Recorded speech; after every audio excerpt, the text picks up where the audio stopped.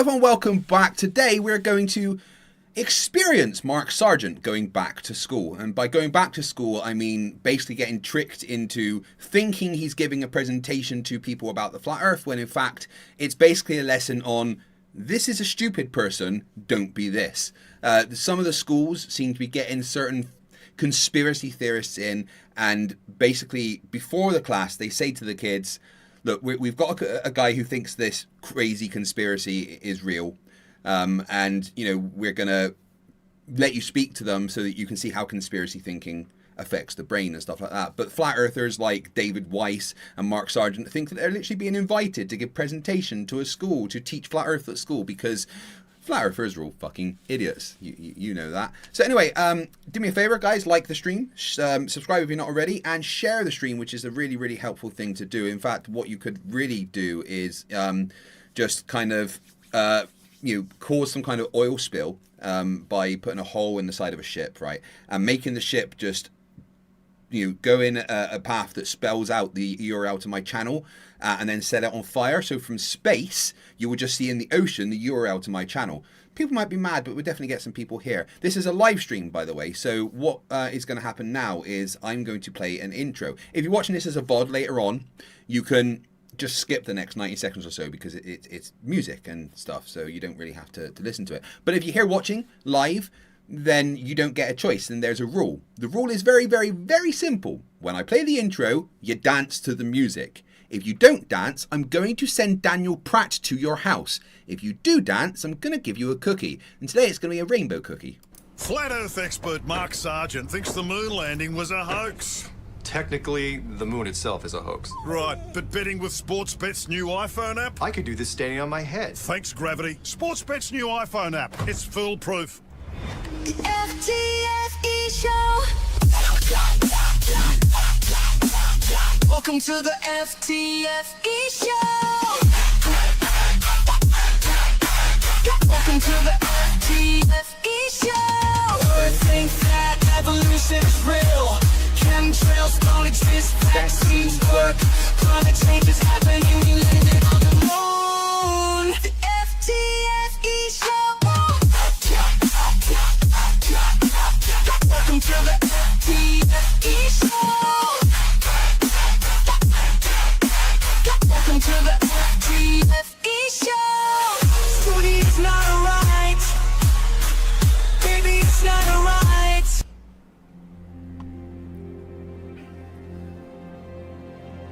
We're living on a disk, floating through space, with a tiny sun.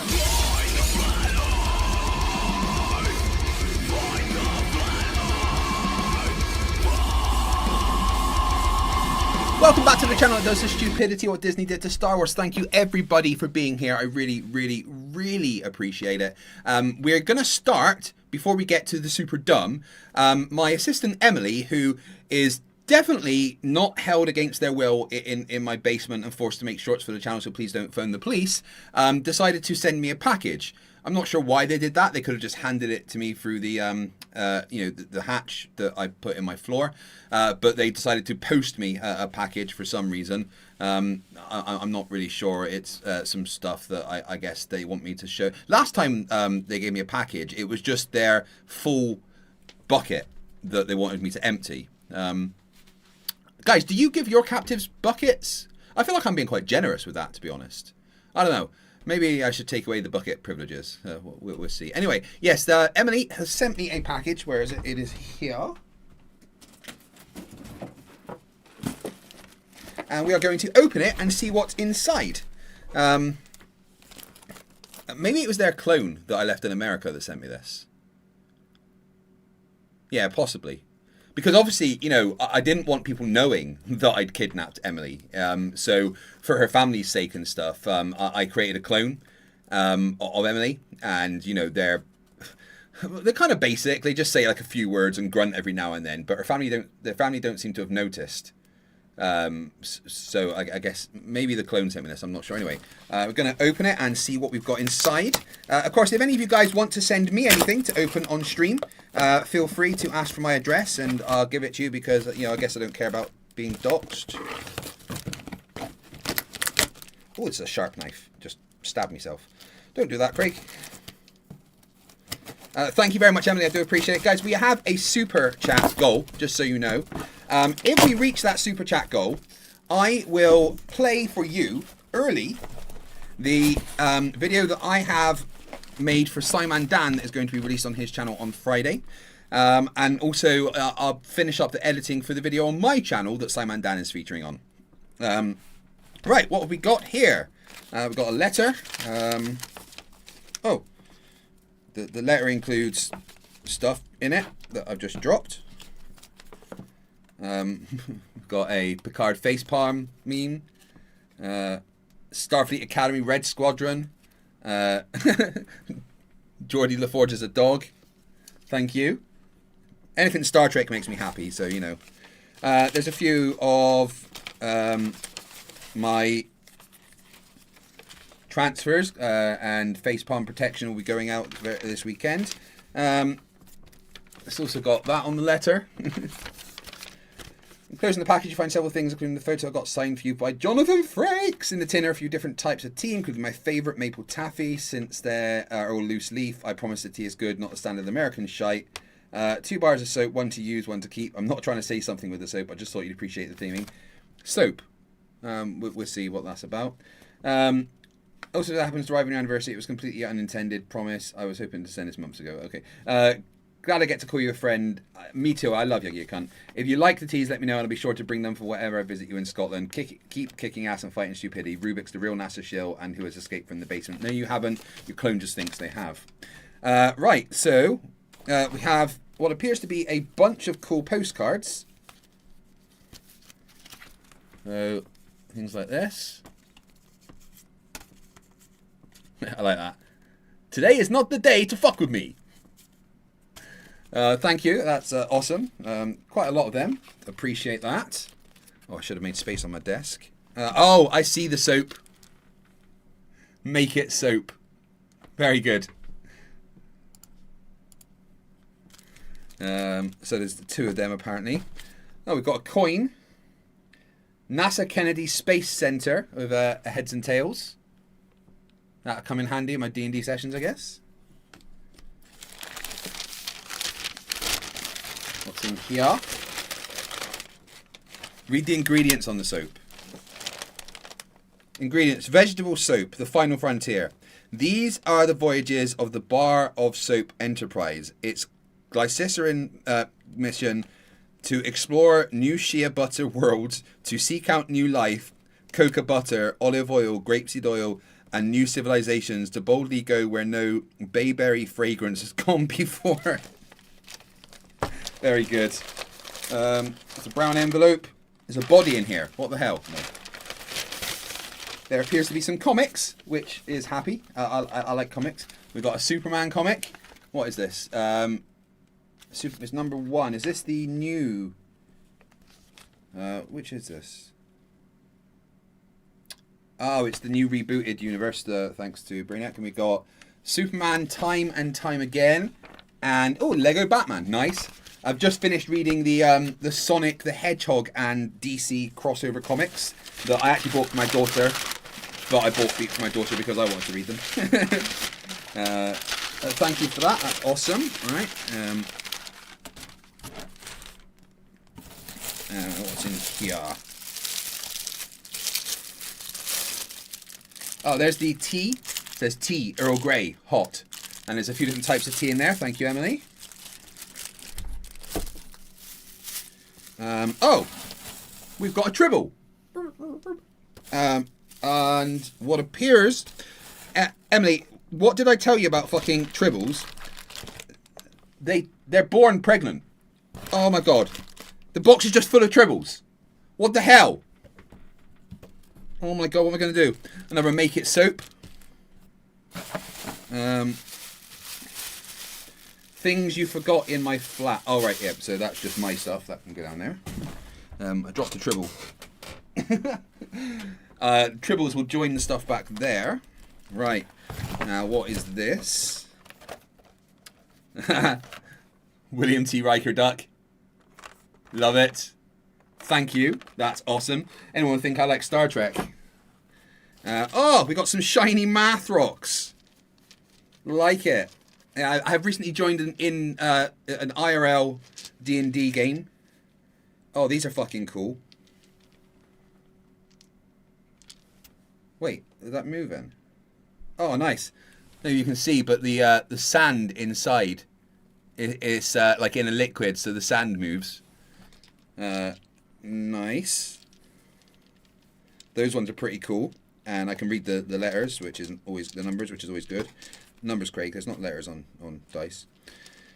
Got a nice green set. Are they glow in the dark? I think they might be glow in the dark.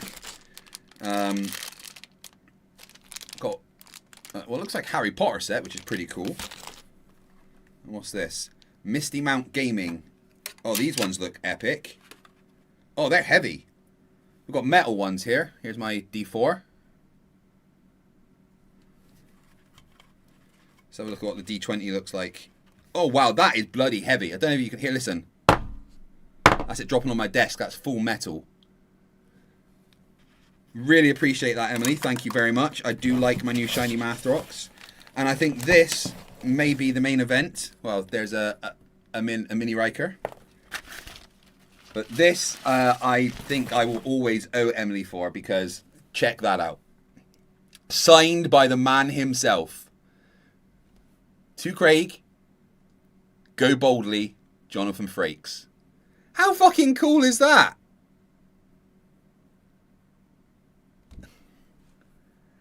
Yeah, Emily, I genuinely love you, you cunt. I need to get a frame for that. Make it soap. Earl Grey. Right.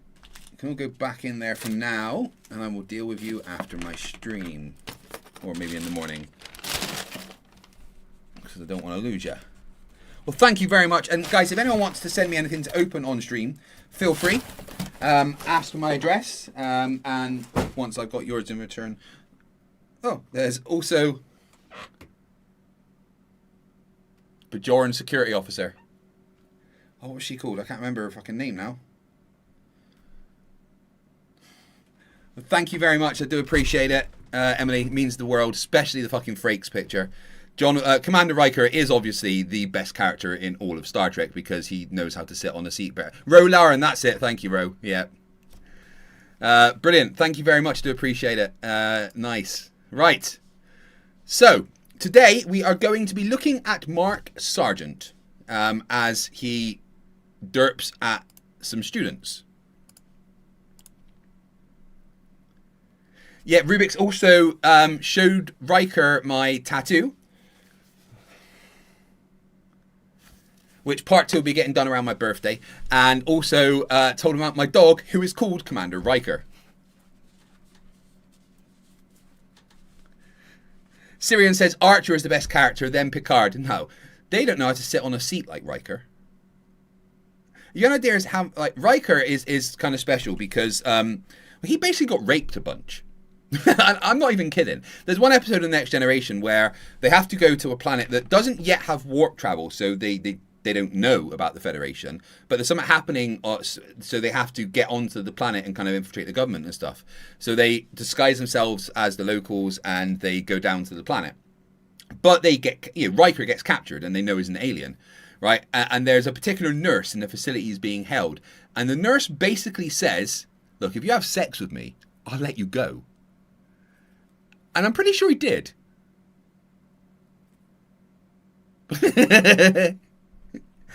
Anyway, here's Mark Sargent still pining over Patricia Stair, forever in the friend zone. So Mark Sargent has been invited to a Texas high school class. And again, these are classes where basically it's about conspiracy thinking and stuff and how to, not be a conspiracy-minded person. And, these are the types of conspiracies that you'll encounter. And so David Weiss has been invited to a few to do talks, and now Mark Sargent has as well. But of course, these people are so dumb, they seem to think that they're being invited to give a lecture on flat Earth. But these high school students, they know that the Earth's not flat. And they're probably here to laugh at an idiot. Because let's face it, if you were in school and the teacher's like, do you guys want to speak to a flat earther? And everyone would go, yeah, that sounds fucking amazing. All right, yeah, so let's get going. Make sure you subscribe, you like the stream, you share the stream with your friends, your family, your enemies, especially your enemies. And if you would like to support the stream, the best way you can do that right now is with a super chat. If we reach the super chat goal, then I will give you early access to the video that comes out on Friday, tomorrow on Simon Dan's channel, and I'll even finish the editing of the video I've been doing. Ooh, whoopsie. This is my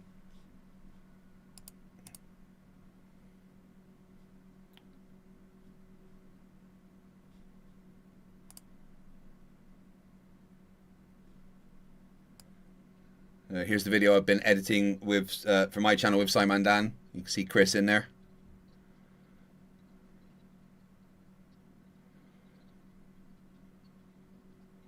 So I'll also finish that editing on stream if we reach the super chat goal. So if you want to help support the channel, give some super chats, become a member, share memberships by gifting memberships to other people, and tell me that you love me. That also makes me feel good. Anyway, Sargent. Can you hear us, Mark? I can. Can you hear me? Hey, Mark! Yeah, Mark! Hi, guys. They were probably told beforehand, make him feel like special. I mean, he is special. We all know that. But hey, I'm pretty sure I saw one of the people in the background laughing. Pretty sure this girl's laughing. Can you hear us, Mark? Yeah, she's definitely laughing. Can you Look hear at her. Hey, Mark! Yeah, Mark! Hi, guys. Hello, Mark. Nice Hey. to see you again. Yes. This is now your third interview of the day with us, so thank you for happy to do it. thank you for taking the time out of your day. Yeah, you're happy to do it, Mark, because you're so dumb you don't realize that you're basically being mocked by a high school. It is fantastic. Hello, everyone in the chat. There's a couple hundred of you there already. I do massively appreciate the support that you show. We've got Nikki Lauder, Cuppy Cake, Paul Scober, the 11, the amazing PhD Tony. We've got Cowdev, Plastic Citizen, Ross M, Mr. Toffees, Slayer 1, Itsarubiks, Clive Wells, who is also a PhD, Big Fish, Digger Evans, Syrian, God Oblate Spheroid, Zoomy, who sent me that and has a special gift on the way. Clive Wells says this is a Jar Jar Binks tattoo. I am going to find Clive Wells. Bill Tetley says for $5, I couldn't find a super chat, but I did find this super chat from a supercast Satisfactory 1.2 on the way. Yes, Satisfactory 1.2. I haven't played Satisfactory for a little while because I think I satisfactoried myself out by doing nearly 1,000 hours very, very quickly. But once 1.2's out, I'm going to go back into the most recent game that I've been doing and kind of rebuild a load because I'm really excited that we get to fucking daisy chain stuff because it'll make everything look so much neater. And also I'm going to start a Satisfactory server on the PC and you can all join. Thanks to Bill for getting me that, by the way. Hey, Alderban, you can lurk all you like. I do appreciate it. To talk with us. This is now the third time he's talked to you guys. He's still got Why did that not count towards my super chat goal?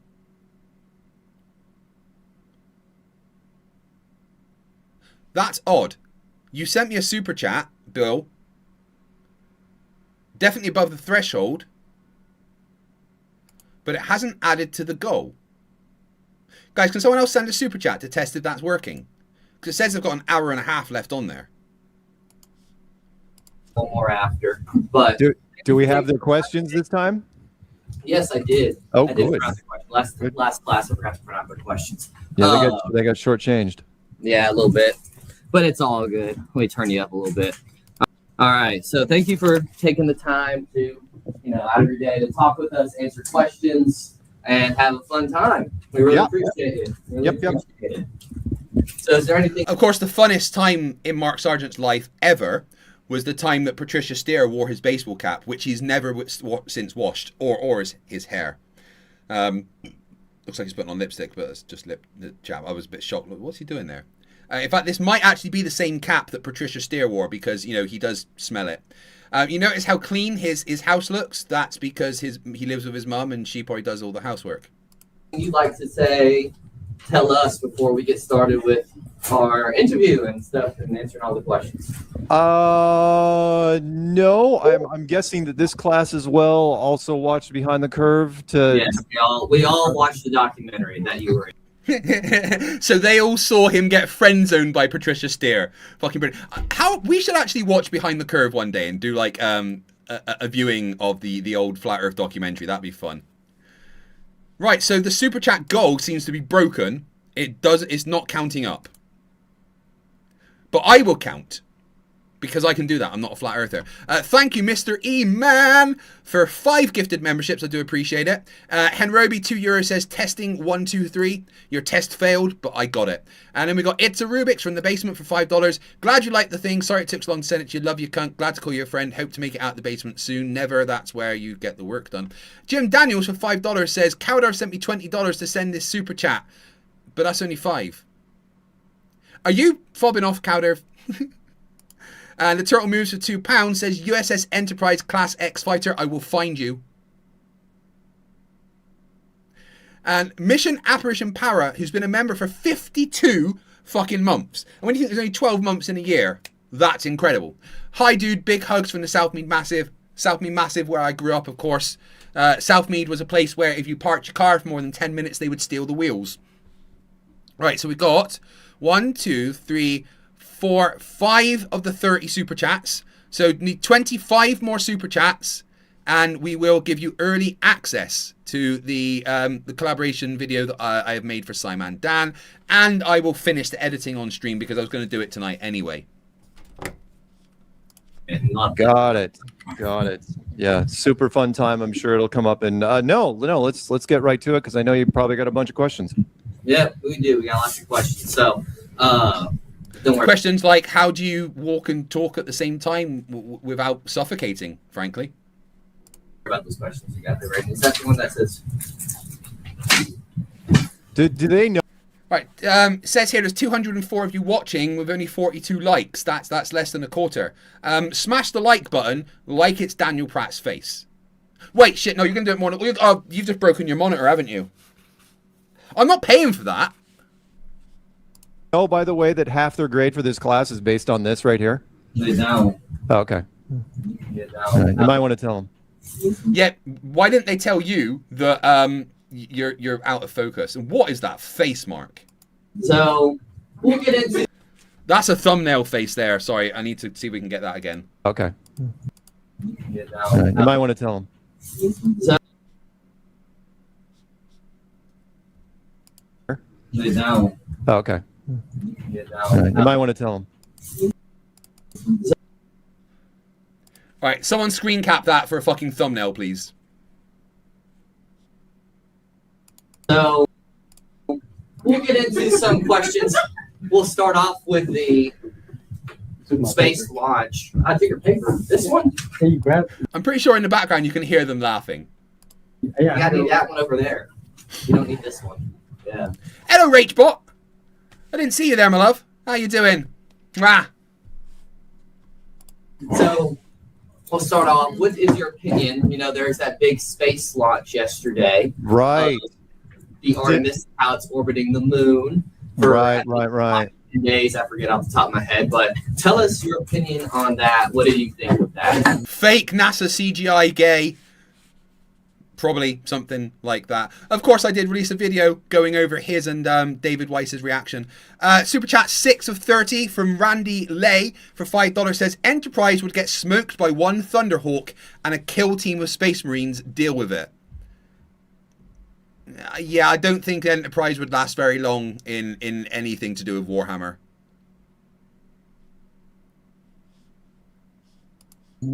Yesterday would have been Artemis 2, which would be the first manned mission that go in anywhere even close to the moon in 54 years.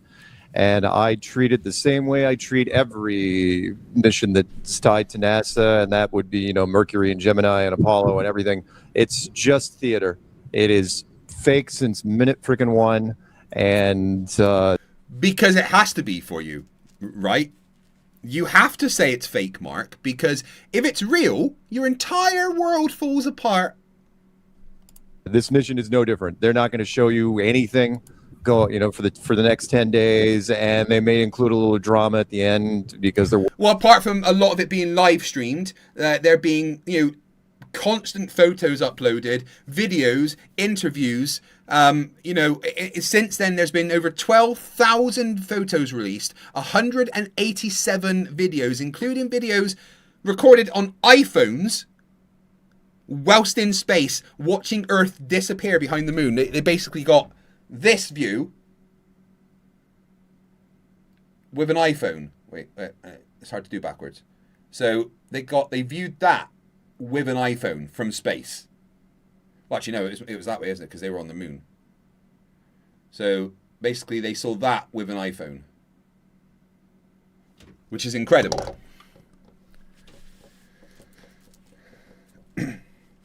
Yeah, PhD Tony's right. This interview is designed to show the class how science denialist mindsets work. Abso-fucking-lutely. That is basically what I said. They're there to just be like, this is conspiracist thinking. This is what you need to avoid. Be critical. Don't be like this guy. Like, Mark's flat looks lovely and in focus, but his bright red face is apparently not. Not sure why. Worried about the heat shields, blah, blah, blah. But yeah, yesterday we'll be breaking. I did a live reaction on my channel yesterday on it, and we'll be doing more on it on Tuesday, and every other channels that's tied to our community is going to be jumping on it. So yeah, fake. Okay. Fake because it has to be. I mean, they decided they were going to call it fake before the mission even launched. So, the Mojek199 says, Mark bringing evidence like most Flerfs. Absolutely not. That is super chat. Was that 7? I lost count already. 1, 2, 3, 4, 5, 6, 7. We got 7 out of 30 already. We need another 23 in the next 1.5 hours. And we will get early access to the Simon Dan collab, and you can watch me finish editing my video for the channel, for my channel, because what me and Simon Dan have done is we've done 2 collaborations, one for his channel, which will release about 6 p.m, and one from my channel, which will release about 10 p.m, so hopefully it can be a nice bump in subs. Thanks for the screen cap, guys, I do appreciate it.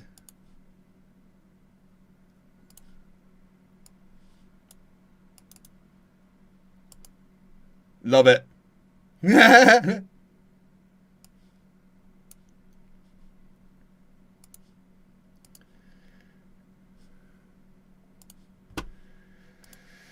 All right, well, we'll just hop right into some questions that these guys came up. Sure. I'm not going to go in any particular order or anything like that, but I'll start with their question. So, what did you do before you got into Flat Earth, and also when did you get into Flat Earth and all that stuff? Lived with his mum. Probably maybe a paper round, which he would fail. No one got their paper. Mark Sargent had a paper round on a Sunday.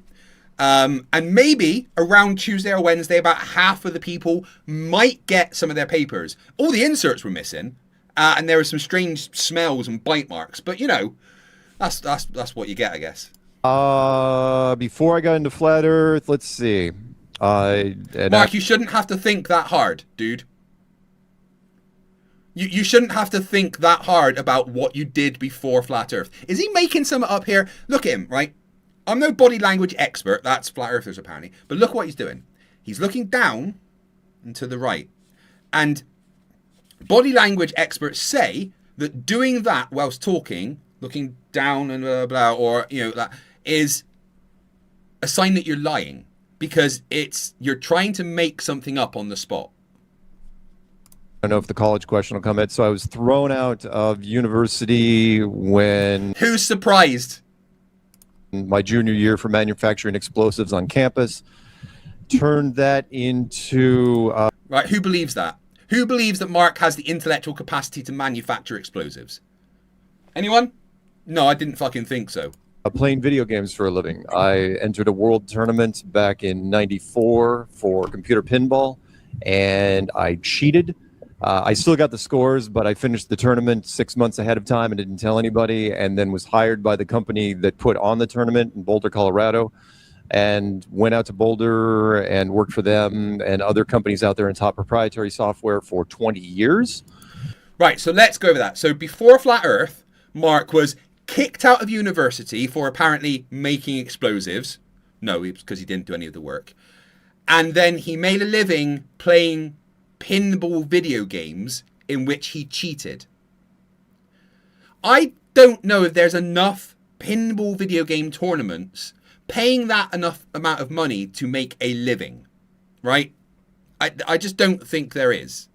I'm not saying you can't make a living, playing video games. I had a little bit of a career playing video games, helping create the company Esports Scotland, which has now been bought by another company. And I had my Married to Xbox YouTube channel, which made me about, £35, I guess. And I entered a couple of Mortal Kombat tournaments and stuff. But, I wouldn't ever say that was a career, something I made a living out of. You've got to be like the top streamers or top skills to make enough money in the video game world. And even if you're winning all the tournaments in the world, you're not getting that much. You just aren't. And then when I was done with that, while I was waiting for another startup opportunity to pop up, I was delving into more conspiracies than usual. And that's when I got into Flat Earth started in 2014, made my first YouTube video at the beginning of 2015. Right, so basically, he's done fuck all his entire life. Kicked out of university, played pinball video games, cheated, and then waited for startup opportunities, i.e. trying to be Del Boy. And then became a flat earther YouTuber. That's his life story, guys. That's what's going to be on his tombstone. That is the entirety of Mark Sargent's gifts to the world. Cheating at a pinball video game tournament and not passing university. Round of a fucking applause. And that's what I've been doing for the last 11 years. That's good. That's good. So let's see. I guess let's talk about the documentary and just in general. What was that like being in the documentary? Just the whole experience in general. What was that like? He got to be near Patricia Steer, so it is one of the fondest memories that he has. Of course, he got to walk around the NASA Center with Patricia Steer. Patricia Steer wore his cap. He was closer to Patricia Steer than any other time in his life, and that is the fondest memory he's got in existence.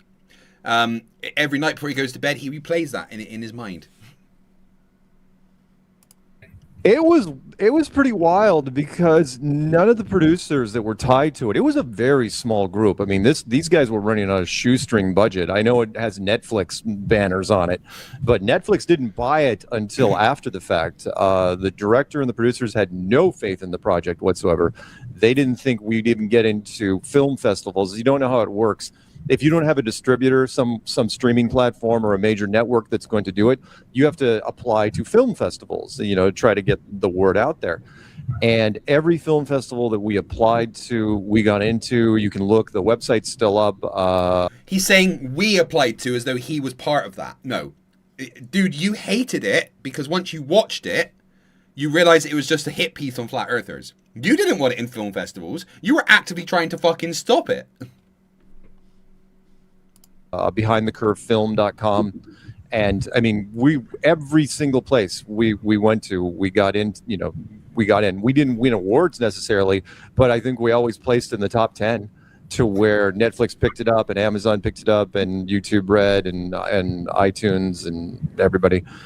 And we shot for 7 months, and they boiled it down from 7 months down to 100 minutes, and it was amazing. By the time, I honestly did not know what the reception was going to be like, but when Netflix finally picked it up, I remember my email load tripled in a week, which was bad because I was already getting quite a few emails, and I had to call people. It's like, what happened? Did something happen? They go, yeah, Netflix got it. It's like, oh, wow. So yeah, a lot of fun, and to this day, it is paying off dividends. So I'm never gonna wait. He's acting like it was a good thing. Has he watched the documentary? The documentary makes him look like one of the most retarded people on the planet.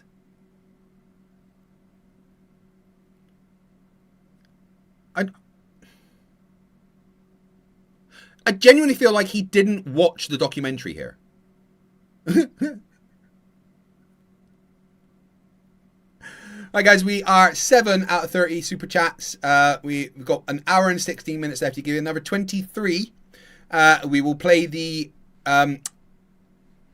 collaboration that I've made for Simon Dan for tomorrow early. And I will finish the editing of my my video from my channel on stream. Say a bad thing about it. Yeah, it was a pretty fun documentary. We enjoyed it. Everyone in it was a little crazy, including you. But I don't think you're. I think there are some people that are a little bit crazier in the documentary personally. We talking about Nathan? Yeah, Nathan was the. I don't even want to know if I want to call him the plucky comic relief. He was more of the eccentric, very eccentric flat Earth person that they put in there, and I thought he was great, and I still to this day. And again, I told last class when I recommended him to the Amazing Race television series, they immediately jumped on it. They're like, "Oh yeah, he's the guy." I go, "Yeah, I know, right? He's absolutely built for this sort of thing."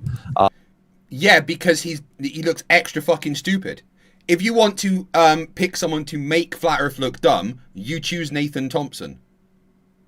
Or Shitty Fingers Thompson, as he's known. Because if you guys weren't aware, right, Nathan Thompson was doing a TikTok live, and during the TikTok live, went to the bathroom to use the loo.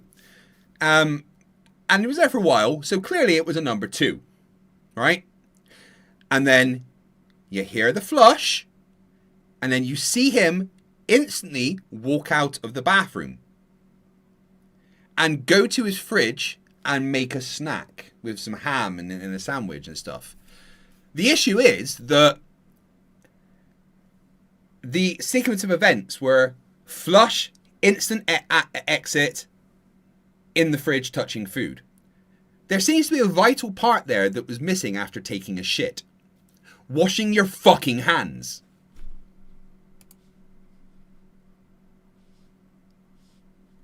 The season never panned out. They scrapped that whole YouTube season, but had they done it, he would have been in it. So it would have been great. Okay. So what about Patricia? How's she doing? What is she up to? She left Flat Earth because it's fucking stupid. How's she doing? After the documentary, Patricia, we still did stuff as part of the community for a while. She eventually came on Strange World and was my co-host on Strange World in 2024. And then she pulled away, and she's off of social media almost entirely now for partially legal reasons, and I don't really want to get into it. But if you guys... No, it's not really legal reasons. It's because she doesn't want to be a flat earther, Mark. She left... Right. Is he going to tell this class that she's no longer a flat earther?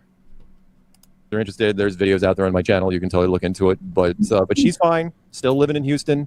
Still, doing her thing. But she is off social media almost entirely right now. So he's not mentioning the fact that Patricia Steer is no longer a flat earther. Conveniently missing out that fact there. A thing? Like for real? We were a thing, but not during the documentary. Yes, Zumi, you're right. Nathan Thompson was also caught editing porn on a live stream. The documentaries, even though they're supposed to be factual and nobody gets paid and stuff like, except for the producers, they are still. There's a Mark Twain saying, which I love so much, which is never let the truth get in the way of a good story, and that applies to basically all media. If you add or did Mark Twain say that? Let me actually see.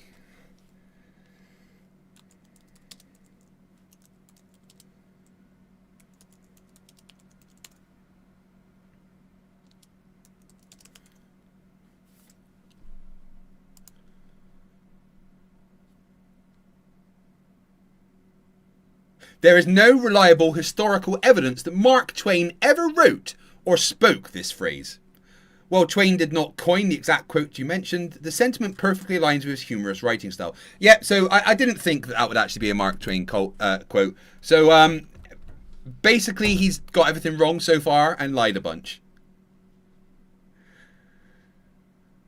Hey, Whale Panties with the Shark Fact of the Day. How you doing, my friend?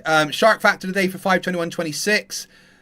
Whale sharks will filter feed roughly 5,300 to 10,000 gallons of seawater an hour to feed on plankton, krill, and small fish. Thank you for my shark fact of the day, whale panties. I do appreciate it. Wait, is Dick in here? Is Dick Wayne here? Guys, if Dick Wayne's in the chat, just play whack-a-mole with him. He's just a troll now. Unless he's going to come on the stream to be embarrassed again, he's just a troll to be played with. Remove little pieces of a story when you tell it. You'll all do it one day. Add or remove little pieces of a story, and that story is better because of it, and it resonates more with people that you're telling it to. I guarantee you're going to keep telling that version of the story. And in this case, they knew that having Patricia and I as a couple in the documentary, or at least some sort of romantic interest, was going to play better. And so that's what they went with. And it's like, oh, the truth was, no, we were an item back in 2015 into 2016, but Mark, you were never an item with Patricia Steer. That's a lie. We didn't even start shooting the documentary until 2017. Yeah, 2017. Okay. So are you looking right now for a Mrs. Sargent? Oh, always. No. I've never been married. I never had kids. I wonder why. So, Mark, tell me about yourself. Well, I'm a flat earther. No, come back. Like, women in the chat, all right? Give me a 1 if you would consider dating this guy, right? And then give me a 2 if you would spend longer than 5 minutes in the same room as him. Or, if neither of those apply, just give me a 3. Only the women in the chat. Oh, Dickie Wayne is here, guys. Whack-a-mole. There we go. Thinks that we don't answer his questions. We answer all his questions. He just doesn't understand them. Because Dick Wayne is too stupid. Of course we know that Dick Wayne's going to be watching, because Dick Wayne's one of my biggest fucking fans. Say I'm completely soured off of marriage, but I've run into some things, again, like the woman who blackmailed me up at college, and called the feds on me for manufacturing fireworks on campus. That didn't sit well with me, because she and I were dating for a while. And that was not a fun thing to have. But I dated a number of, after Patricia, I dated a number of flat earth women. Right now, I've got feelers out, but I'll know it. I'll say this because somebody asked me. He's got feelers out, i.e. he's begging people to date him. And they're all like, fuck off, dude, you weirdo. He's about as likable as Dick Wayne. I mean, Dick Wayne is obviously single, right? Everyone knows that Dick Wayne couldn't attract a woman if he fucking tried, or a man if he's that way inclined. I don't think that Dick Wayne could attract any sexual partner, because, I mean, just his personality alone is enough to make you vomit. Isn't that right, Dickie boy? Whereas me, been married for nearly 20 years.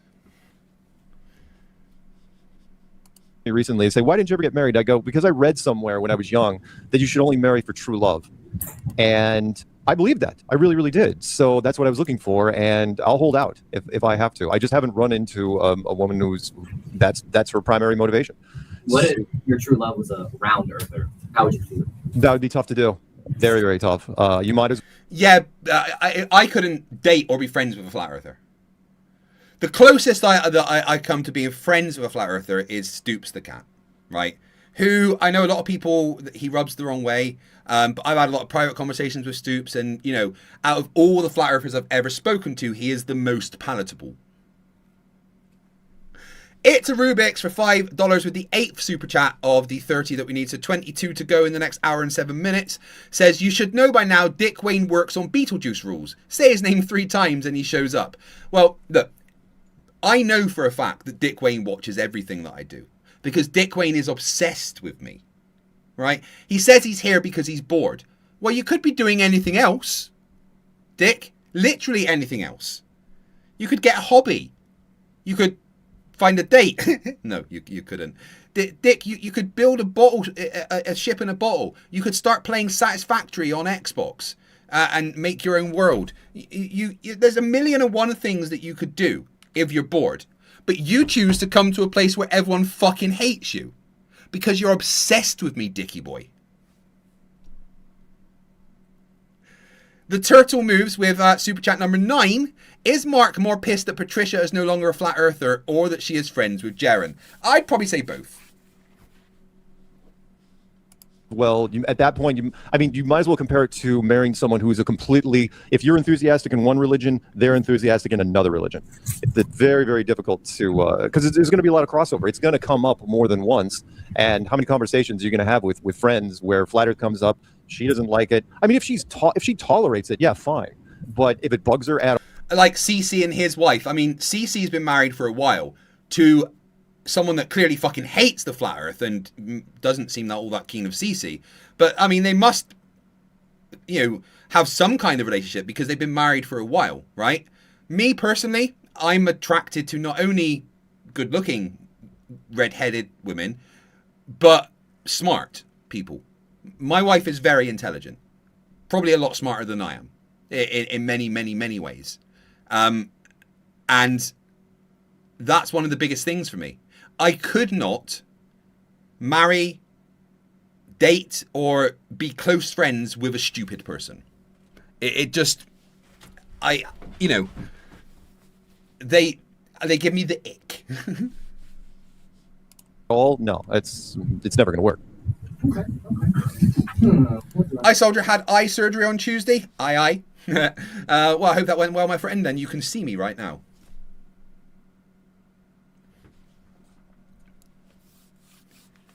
Hey, Dick Wayne, send a super chat, mate. You spend a lot of time in my chat. You may as well give me some money. If you got offered to go into space, would you? I have been offered, and I have said yes. It just the production never manifested itself. No one has ever offered you to go into space. Or let me phrase: no one who has the power to go into space has offered you a trip to space. Right? But here's the thing, Mark. We could duct tape your ass to a Soyuz rocket, send you past the Van Allen belts, turn the rocket round and point it at Earth, and you'd go, NASA gave me CGI contact lenses. British were really keen on it for a while. I don't know why UK people were really big on it. They wanted to make sure that happened, that I got at least, up to the space station or something like that. And I said, yeah, you bet. Yeah, the famous British space program that's constantly sending stuff to the ISS. I'd be happy to, but it's never going to happen because space isn't real. The whole space work isn't real. So they'd try to make me sign non-disclosure agreements, and I wouldn't sell. There's no way I would sign them.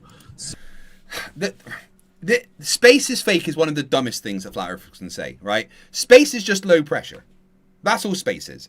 And we all know that as you raise in altitude, the pressure drops. And it keeps dropping. Until it gets to a point where it's low enough that we call it space.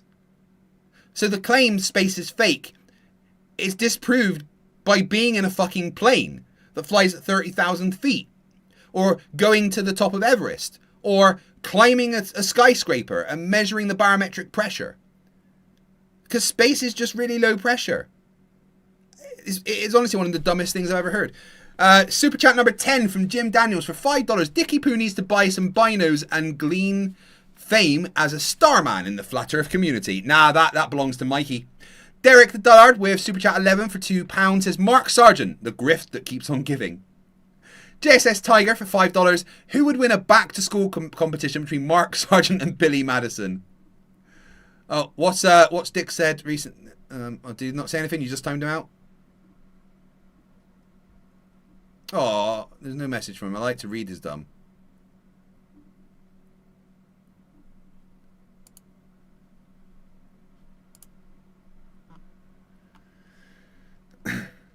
Hey, Dick, if you want to talk to me, mate, just send me an email and I'll gladly bring you on and let you humiliate yourself. I mean, have a conversation with you. Wait, no, it was the first one, wasn't it? What's the light behind me go purple? Because I press this button. Whee. So, that would be it. Last question after the end. Then I'll open up at the end of the word.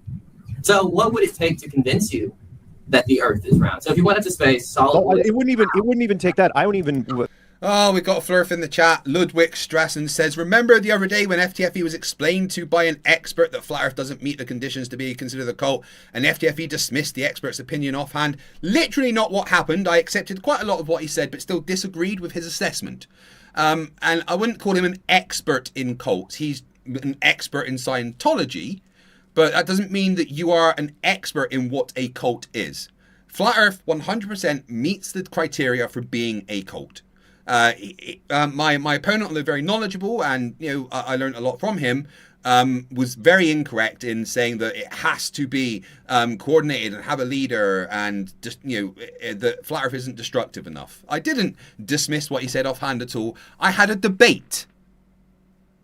That in a debate you have differing opinions, and my opinion to his was the opposite, and I gave evidence as to why my opinion was opposite. He wasn't convincing enough for me to change my mind. Unlike when I spoke to Kip Davis, and I now think the Flat Earth does say that the Bible does say the Earth is flat. So no, you were wrong. If you're going to be here, just be decent. Ludwig says FTFE clearly has a fixed position he will defend regardless of new information. 100% incorrect. I am known for changing my mind about things if enough evidence is presented. I disagreed with the evidence that he presented, and I said why I disagreed with it. So Ludwig, do me a favor, be involved in this stream or just go away. Don't come here and just start going on about a stream that happened the other day. What you need to do is just go and look at the results of the polls, and they all agree with me. That's something I was asked about years ago. I wouldn't even need to go to space to be convinced. There's two things you could do to convince me and most of the community without anybody getting up in a rocket. Super chat. Oh, I lost count again. Henrobi, €5. Here's a super chat for the road. Unfortunately, I have to be up quite early to bring my wife's car to the garage. Have fun and see you around. Thank you very much. 1, 2, 3, 4, 5, 6, 7, 8, 9, 10, 11, 12, 13. That was super chat 13 out of 30. So we need another 17 super chats in 1 hour. Guys, you've smashed it so far. 17 more in 1 hour, and I will give you early access to the Simon Dan collab that is on his channel on Friday, and you can watch me finish editing the video from my channel before I go to bed.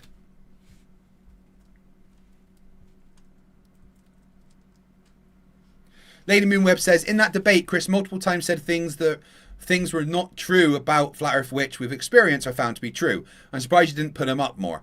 Yeah, I wanted to focus more on the aspect of it being a cult rather than the information around Flat Earth. I am trying to arrange a more general chat with him where I will pull him up on some of those things, but yeah, I do appreciate it. Ludwig says, let's stay on topic, guys. This stream is about Flat Earth with respect to Mark Sargent. No, this stream is about laughing at Mark Sargent as he tries to teach school kids that the Earth is flat, because he doesn't realize that he's being laughed at by high school kids, like all Flat Earthers are, of course. Ludwig, anyway, if you're a Flat Earther, why don't you come and debate me? Give me your evidence that the Earth is flat. Is put a 4K camera on the side of anything that's going to leave orbit, like Artemis, and have it point at the ground, point it at, at the terrain, and then as the rocket goes up, eventually the terrain's going to form into this nice, perfect globe. It's never happened in the history of space travel. There is never. Yeah, Mark, that's because rockets don't go straight up away from Earth. They go into Earth orbit, right? But then what happened during the translunar injection burn, you could literally see the Earth getting smaller into a sphere from it just being a curve on screen. What you want to see can't happen, because rockets don't just go straight fucking up.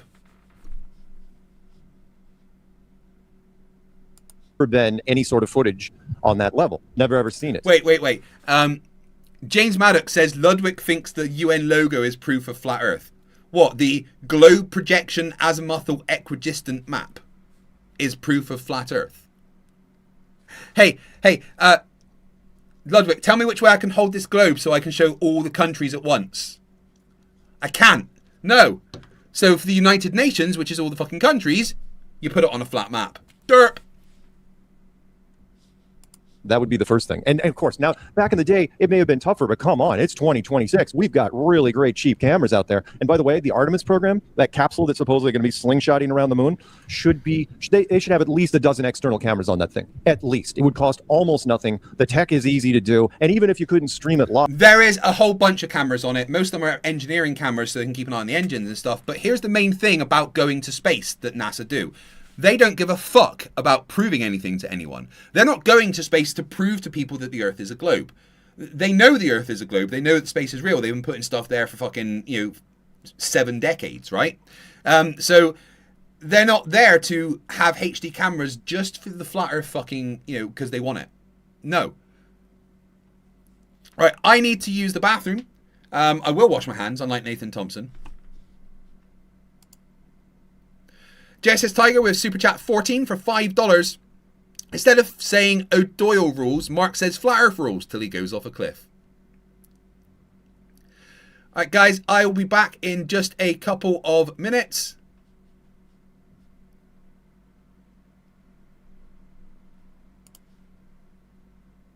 See you in a sec.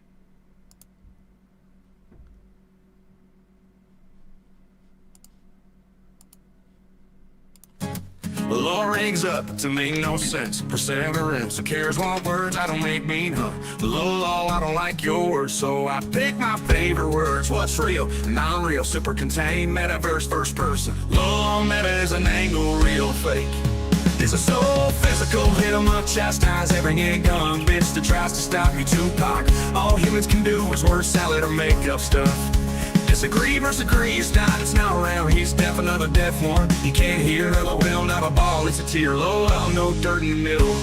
No dirt in the middle, no, no, no, no, no, no, no, no. No dirt in the middle, no, no, no, no, no, no, no. No dirt in the middle, no, no, no, no, no, no. No dirt in the middle, no, no, no, no, no, no, no. Low legs up to make no sense. Perseverance, who cares what words I don't make mean, huh?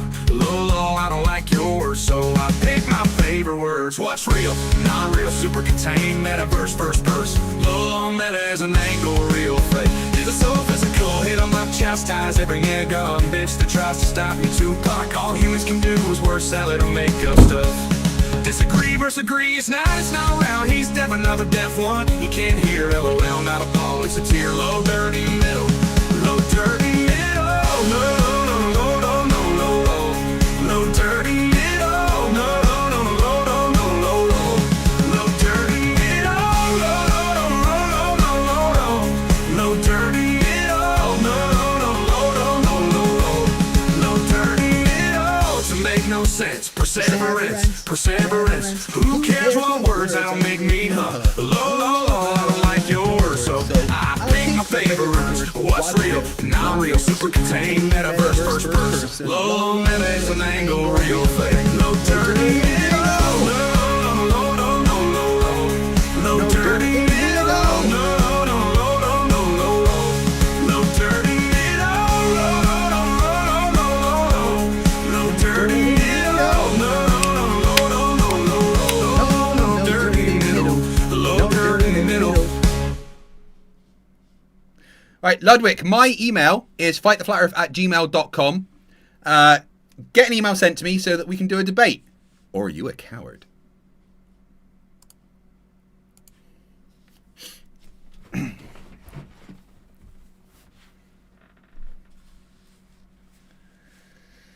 iSoldier says, pretend I sent you a super chat and seeing I'm more one step to being healed this week. Good luck with your leg. Thank you very much, bud. Yeah, I have a 9-month wait for a response from the NHS about my leg at the moment, so that's fun. But I can't pretend.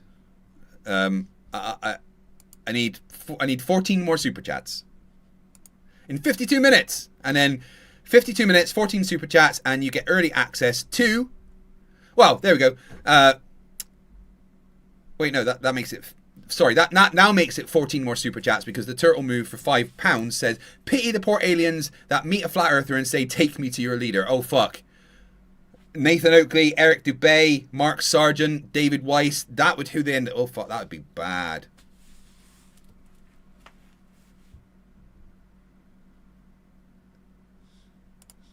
You'd still have the 4K recordings by the time you got back. We're never going to see that. The other one would be, which was even the cheaper version, would be put me in a vacuum chamber, put me in a spacesuit of any era, anything going from the 60s all the way up till now, put me in a spacesuit, put me in a vacuum chamber, pull the switch, tell me how I don't die. And the reason I say that is because the spacesuit doesn't work. The spacesuit cannot work with physics as we know it, because the space... Except that they do put people in vacuum chambers. Suit is just a pressurized, it's just a thick balloon That's all it is with a person inside. And if you guys go on YouTube or wherever you want and look up anything inside of a vacuum chamber, anything that's soft just expands and expands and expands until it explodes. Okay, so the pressure differential between space and the inside of a spacesuit is 4 psi.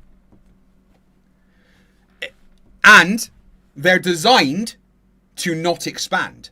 There's like 15 plus layers in a spacesuit. They're designed to not expand and hold the pressure in.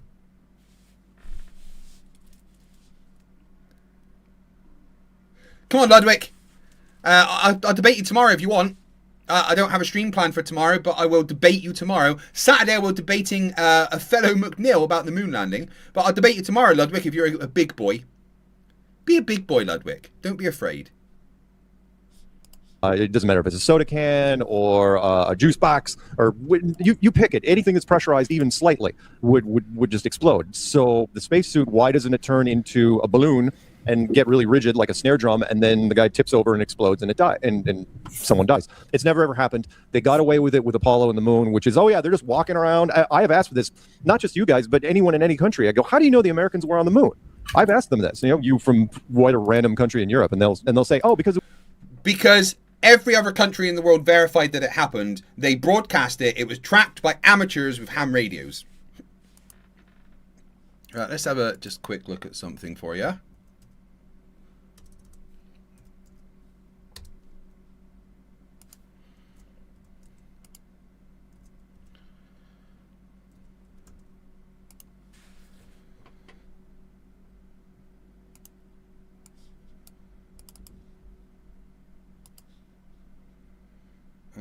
Here we go.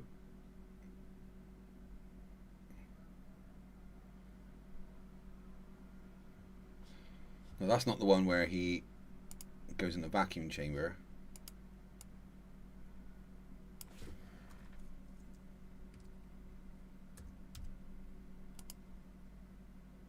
There we go. There we go. There's James May. And like, look at this water. It's boiling because they're in a vacuum, right? And there he is in a spacesuit.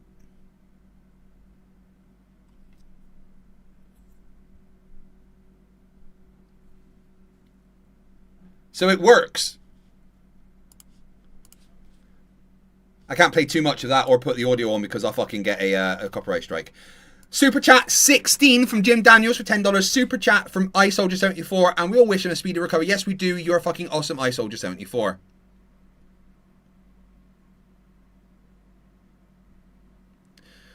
Ludwig, the black swan is just refraction. Sometimes you can't see those things because of refraction. Come on, dude. Debate me. Don't be a coward. Right, guys. It's time to give Ludwig the treatment, right? Ludwig, the rules for flat earthers here are very simple. You come on and debate me, and you get to hang in the chat. Unless you're Dick Wayne, because I'm bored of him. Right?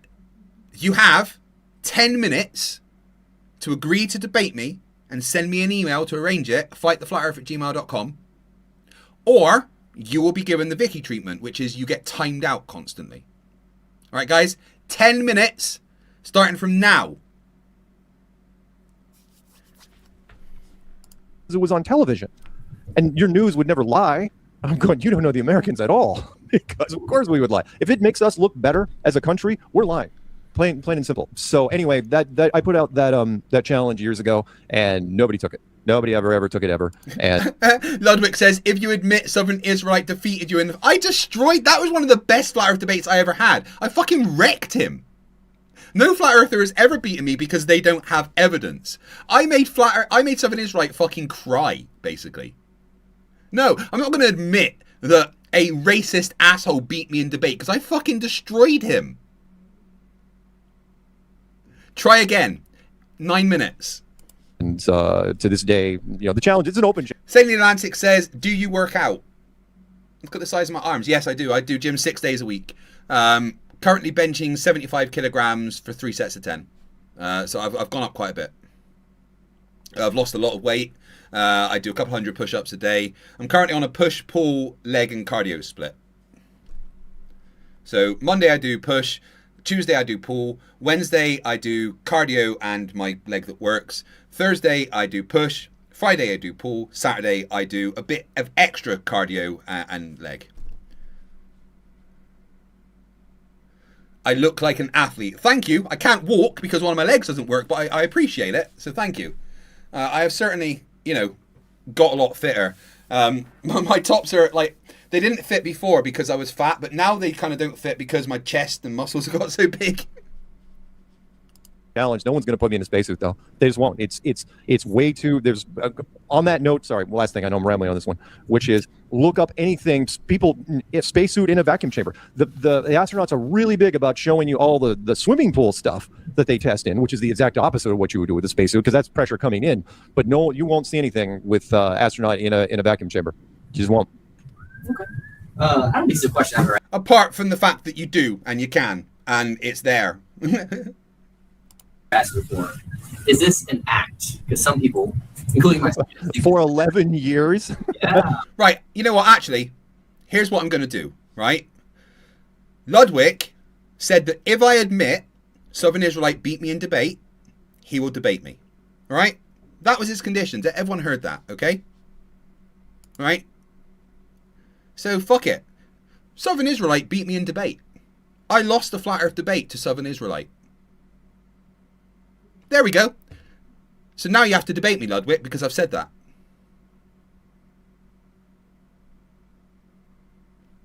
Okay? Are you a liar? Everybody just heard that happen, right? I just admitted that Southern Israelite beat me in debate. So, Ludwig, send me an email. Fred Perry, sailing the Atlantic. Yeah, I do fill them out quite nicely now. I like it.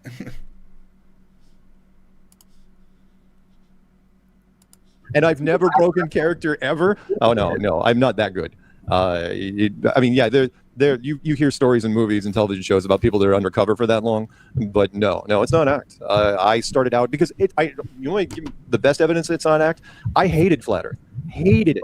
I literally, the part of the documentary where I said I was thinking about breaking my head on the keyboard because I couldn't believe that that's the conclusion I was coming to. That Flat Earth is actually. Yeah, Mexican Bob. Yeah, of course they're going to clip it, right? But they're going to ignore the rest of the stream where I said that it's not true. But, you know, I did what Ludwig said I had to do. I have met his preconditions for him debating me. Real? Oh no, that was actually the case. I consider myself a very clever problem solver, and I couldn't solve this one. And then when the internet's coming back saying, "Oh, dude, it's not nuts," I'm going, "What? No." I mean, I used to collect, and I've still got some globes, antique globes around here. I used to have world maps that would cover my framed world maps that were in different parts of the house. I started off in the negative. I love. What has world maps got to do with anything? Oh, here we go. Ludwig ran away. Lud, haha, you admitted you lost the debate against Southern Israelite. Yeah, everyone knows I really didn't. Now, scroll up, I said I will consider debating you. Under consideration, I respectfully decline the invitation. All right, guys, you know what to do. Whack-a-mole with him. We all know that Southern Israelite lost to me in debate. Spectacularly. But now we know that Ludwig is a dishonest piece of shit flat earther. Play whack-a-mole. JSS Tiger, $5 with Super Chat 17. Can we please refer to Mark Sargent as Flat Earth Clueless from here on out? Thanks. Yes, of course we can. So we need another 13 Super Chats in 42 minutes. Of the globe as an icon until I started staring at it. I was going, yeah, it doesn't make any sense. From a physics standpoint, it does not make sense. Let's see. Would you consider yourself Wait. What doesn't make sense from physics? I wasn't actually listening. Cover my framed world maps that were in different parts of the house. I started off in the negative. I love the globe as an icon until I started staring at it. I was going, yeah, it doesn't make any sense. From a physics standpoint, it does not make sense. Mark, you don't understand physics, so you can't say that. You're a fucking idiot. Let's see. Would you consider yourself a celebrity? Only in the sense that I have a social media. The answer is no, Mark. You're not a celebrity. Beyond Flat Earth, no one fucking knows who you are. Literally no one. More people know who I am than you. And I wouldn't really consider myself a celebrity, even though I meet the official criteria for being a celebrity with the amount of followers I've got. But, I'm not a celebrity. At most, I'm a Z-list minor YouTube celebrity. But you don't even meet that criteria, Mark. Yeah, footprint. I have done the least amount possible to be a celebrity, meaning I didn't make my wiki page, I didn't make my IMDb page. I only control. Somebody asked me that recently, and I go, the only thing I run is YouTube. That's it. I don't even try very hard on YouTube. And I apparently am in all these other platforms. I don't know who runs them. No one's ever told me who runs them. I guess, yeah, if you get recognized in some place, but celebrity status has changed. It's not like the old days where it was like there was movie stars and sports people and then everybody else. Social media is now, generated this whole new, all these different tiers of celebrity status. Is Logan Paul a celebrity? Sure. Yes, Logan Paul's a celebrity. He's wrestled on WWE. He's one of the most well-known celebrities in the world. He has one of the most well-known sports drink brands, even though it's failed spectacularly. He ran a business with Mr. Beast. Yes, Logan Paul is a fucking celebrity, unfortunately. What does he do exactly, except be a troll? Ludwig says, why debate you? Since you already lost the flat earth debate against Southern Israel, according to your own admission, that would be redundant. Yeah, but I was only saying that to test your honesty. We all know that I didn't lose the debate. And just because someone else beat me in debate makes you debating me redundant, that doesn't make any fucking sense. Ludwig, you're a flerf, you're dishonest, you're a liar, you're dumb, and you're scared of debating me. I win, you lose. He's still trolling now in wrestling, but that's how he started out, as a professional troll. Is that celebrity status? I don't know. I guess he could walk down the street and people would recognize him. If TMZ, okay, you know what? I didn't even think about this. If TMZ follows you to any extent, then yeah, you're probably a celebrity. I have not been on TMZ yet, so I'm going to exclude myself from that right now. No, Mark. I don't even know what TMZ is. Sargent TMZ scandal? No, but if that happens one day, God help me. All right, let's see. I wanted to, the kids don't know anything about this. I'm subscribed. I'm an avid subscriber to your YouTube channel. I don't watch anything that you do, but I see that you post all because your stuff is very long. All your stuff is 2-3 hours long. It's pretty long. But there's this dude. What's his deal? He wears like light up glasses, and he looks like a millennial. I think his name's DJ something. Oh, DJ Curious. Yeah. DJ's my current co-host. By the way, not all my stuff is long. DJ got me into it because he's a millennial. He got me into shorts, so now I've got a number of shorts. You should check out my shorts. Mark, you're a millennial. Does Mark not know what a millennial is? I am just about a millennial. I am like the oldest of millennials, really. I'm 43 this year, so I'm like on the edge of being a Generation X/millennial. But, Mark's a little bit younger than me, I think, so he's definitely a fucking millennial. Section. It's not. All right, I'll make you that. I don't like making shorts, but because they're too short, it's like, how much can you possibly retain in 60 seconds? But I take pride in that when you hear my audio, when I'm like talking really, really fast in the shorts, there is no audio editing. That is me reading the script as fast as I can with like 1 or 2 breaths. So I take some pride in that. As far as DJ is concerned, yeah, he is my current. He came on when Patricia came back on in 2020. Mark, just fucking get a captive in your basement to make your shorts for you. That's what I do. Isn't that right? Hold on.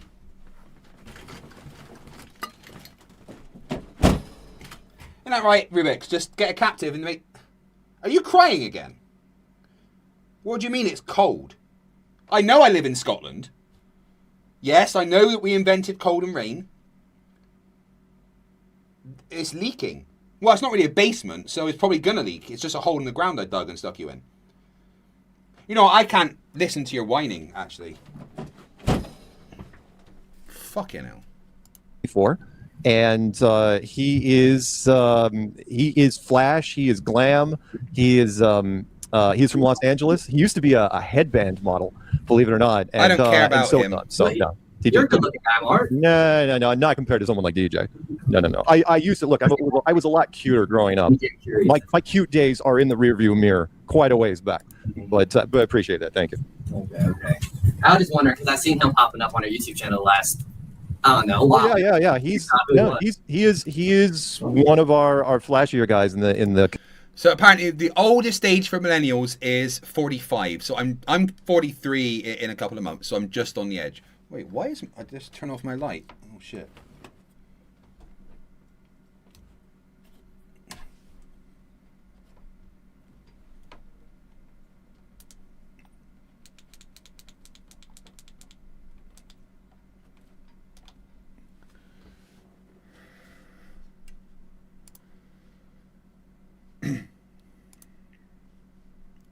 Ludwig says, I stuck to my word, but you pretended to admit defeat in debate against CI and you were calling me dishonest. That's a blatant projection. No, you didn't say I had to be honest about it. You just said I had to admit it. I did admit it. It was a lie, but I admitted it. You didn't stick to yours because you didn't consider it. You never were going to. Because I just wanted to test how much of a coward you were. The answer is yes, you're a coward. Community. Again, he's my co-host, and I love him. He's awesome. All right. Let's see. I guess we'll ask a flat Earth question since I haven't asked one in a little bit. Could you explain how the dome works on flat Earth? The dome. How the dome works. Why is there a dome at all? If you are living here, remember all the world's a stage, and we are just players in it, which means you live here. You're not this little tiny rock floating in space, covered by a little bit of water and a little bit of fog. You are living in a pressurized system. By the way, it's called air pressure for a reason. Yes, because there's pressure from the weight of the air above it. That's why, because it is, your atmosphere is actually held in by a dome. What's the dome made out of? I don't know. Electrical field of some sort, unified field, force field, heavy metal, heavy element. I don't know. I don't know what it is, but we can't break through it. That's for sure. I can't even tell you if anything's coming in or out of it. We tried, the United States and the Soviet Union tried firing atomic weapons at it for 4 years straight from the 50s. No, they didn't. That never happened. That's a fucking lie. To late 50s to early 60s, and they couldn't bust through it. I don't know if anything can get through it. HARP, CERN, take your pick. But it's what keeps everything in. And it is controversial because even only maybe 3/4 of our community buy into the dome. There's others that say, well, it still looks like this, but there's no dome. And it's like, well, you're still going to have to deal with the whole pressure differential, which is space versus our atmosphere. Meaning... Yeah, but we don't have a pressure differential. We just have a gradient getting lower and lower. Where does the dome have to come in, Mark? At what point do we have to have a dome? Where's the limit? If space is this infinite vacuum and our atmosphere is sitting right next to it, and physics says that pressure cannot exist next to non-pressure without a barrier, how does that work exactly? So yeah, gravity, you fucking idiot. Gravity. Have you ever heard of fucking gravity? Gravity. Gravity. Dome works for me. Super chat 18 from Randy Lay, $5. My favorite Star Trek ship is the Millennial Vulcan. Use the warp, Jean-Luc. I know where you live. Don't do that. I know where you fucking live. Yes, I do. Because I found it, that's how. I've got my ways.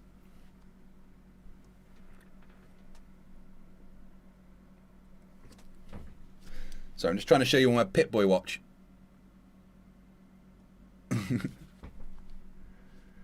Perfect. Pressurized system. All totally good. So in the documentary, what do you have to say about the experiments that were performed all those times and that, like, especially the one at the end? The one at the end. Okay, got it. There's a couple of them in between that, but like those experiments showing, like, almost proving the Earth is round. What would you? What's your explanation for that? Oh no, I know that's fine. No, Jaron. Oh, the super chat goal counter has actually started working now, so it's 18 out of 30. So we need another 12 in the next 33 minutes, guys. And then I will give you early access to my Simon Dan video that I've made for his channel on Friday, and you can watch me finish editing the video that I am making. Really screwed up with that one because he did not have line of sight. And if you guys don't know what that means is we didn't even know when he did that experiment. Oh God, what he was trying to do was shoot a laser, and theoretically, and we've done it over water, we've done it over salt flats, we've done it over all sorts of fun things, frozen lakes in other countries, where if you shoot a laser, it will go perfectly flat. So you should be able to see a laser. No, it won't, because lasers are light, and light's reflected by refraction. From point A to point B, right? Well, he caught so much hell because of the Netflix documentary that all of a sudden, next thing you know, he's doing a live stream from that location, which was quite a ways from his house. And all of a sudden he says, oh, wow. He goes, just so you guys know, this is the first time I've come out here in the daytime. It's like, what are you talking about? You never even went out there to scope the area out before you did this. You just brought the film kill. All right, what's Ludwig saying now? Ludwig says, I have a college degree in science. No, you don't. That's a lie. Super Chat 19 from itsarubiks says, I want to see FTFE doing editing for once. Well, that means I need another 11 Super Chats in the next 30 minutes.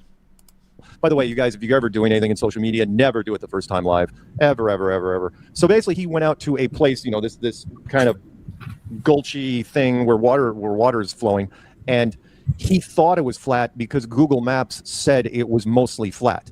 And it's like there's a difference between mostly flat and like airport runway flat or salt flats or calm body of water flat. So the short version was it wasn't flat where he was out there, and he Yeah, but we also know calm bodies of water aren't flat, thanks to Jesse Kwazowski measuring water as curved over a flat level lake. didn't realize it until months later. So, but the documentary team was like, oh, no, we're using. Ludwig says, yes, I do. It's literally called an Associate of Science degree. No, you don't. That's a lie. I'm calling you out right now. You do not have a degree in science. Plus, you can have an Associate of Science degree in things like health management. So, no, I'm saying that you didn't go to college. You never passed college. You're a liar. Business administration. Yeah, that's not a degree in science. Dumbass.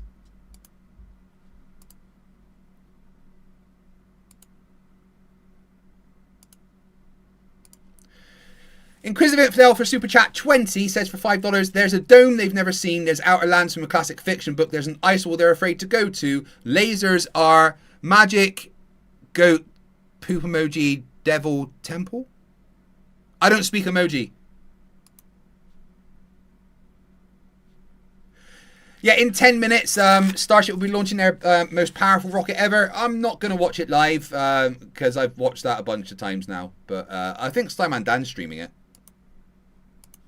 This. They were pissed off anyway because he had them fly up twice from LA to San Francisco. The first time, as you saw, the laser melted because you guys know if you're using high-powered lasers, you can't leave them on constantly. You just can't. You've got to turn them off and cool them down. And the first time it melted, and then he called back, no, I totally got it this time, and that's the one they used for the end of the movie. It was a pain in the ass. So no, there's no. So flat earthers don't know how to do science is what you're doing. Super Chat 21 from Jim Daniels for $5. Circumnavigation debunks flat Earth and any hope for a firmament. Yeah, everything debunks flat Earth. Literally everything. Sailing Atlantic says, you seem to know a lot. What is your degree? And I have 2 degrees, one in physics, one in nuclear engineering, energy systems, and fission technology, which is basically a engineering degree with a specialization in power generation and nuclear reactors. No problem there at all, in my opinion. We've done way more experiments. By the way, the documentary team was really good about not showing all our other experiments that we did. They wanted to do something live with, in this case, it was Jaren, and Jaren screwed it up. Plain and simple. Okay. Jaren screwed it up. I'm mad at Jaren. Jaren's a globe earther because he knows the Earth's not flat. Because he went and tested it by going to Antarctica. You're not going to mention that, though, are you? St. Atlantic says, where were you a nuclear engineer? I'm an ex-military nuclear engineer. Served on board T-class submarines, specifically HMS Trafalgar. I was literally recruited by the Royal Navy and trained to be a nuclear engineer. Yes. I guess we'll open it up. Who wants to ask a question? Questions. Yeah, Batabon's right. It might sound impressive that I'm a nuclear engineer, but all I did was I used hot rocks to boil water. That's it. That's what a nuclear engineer is. It's not as impressive as it sounds. You use really hot rocks that spit out radiation, so that could be a bit dangerous, to turn water into steam to make things spin. That's about it. Questions. Any questions? Okay. Oh, I have a question. Peyton has one, of course. Earlier you said that you believe that space isn't real. So does that mean you don't believe that the sun is real or Mars or any of that stuff? Nothing. What you see in the sky, when you're looking up at the sky at night, I'm not trying to freak you guys out or anything. I mean, you're not doing drugs currently, so you should be fine. Which is everything in the sky is just lights. That's it. You are looking. Mark, you're not freaking them out apart from the fact that they're now realizing that there are crazy ass people in the world. The Super Chat goal seems to have stopped counting, but we only need 8 more Super Chats in the next 27 minutes, guys. Looking at a ceiling. No different than if you're the inside of a planetarium. I know it dates me, and I know you guys have probably never been to a planetarium. You probably should go before they all close because no one cares anymore. But a planetarium, when you sit down inside it, you're just looking at pretty lights. In fact, you look up there and it's like, oh wow, there's Jupiter on the ceiling of this planetarium. Can you see the moons? of Jupiter on that ceiling? Yes, you can. Can you get there? No. Why? Because you're in a planetarium. Who's to say that when you walk outside of that one, you're just not in a much, much bigger planetarium? So yes, everything, and I mean stars, the sun, the moon, you name it, it is all just a highly decorative clock system that predates language. That's all it is. You are in a soundstage. You are living in a building that's just very, very, very big. And you're living in a soundstage, but it predates language, guys. Who the fuck built a soundstage before they could talk? And no one, and the people that do know aren't going to tell you because they're afraid you're going to freak out. Any other questions? So what do you think is outside the dome if it isn't space? Good question. Here's what I'll say. If this world that you're living in, the world that we know, the world that you see every day is 99% conflict, and I mean that literally, meaning it doesn't matter how rich, how powerful, how beautiful, how talented you are, you always have something to complain about. You are always in a state of conflict. Always, always, always. The moments of bliss are few and far between. Then I believe in dualism, which is whatever is outside of this place has to be 99.9% unlimited. And if you want to call it heaven, Shambhala, Nirvana, whatever it is, but I think it's cyclical. I think we go back and forth and back and forth. I think this place is more or less a school. See what I did there? I tied it into the whole school thing. The school that you guys... Oh, see what I did there, guys? I'm talking to a school and I said the word school. I'm so smart, Mark. Shut the fuck up. Saint Atlantic says, in the US Navy, enlisted nuke plant operators are not considered engineers. Is it different for the UK Navy? Yeah, in the UK Navy, you don't just do nuclear. I was an electrical, mechanical, and nuclear engineer.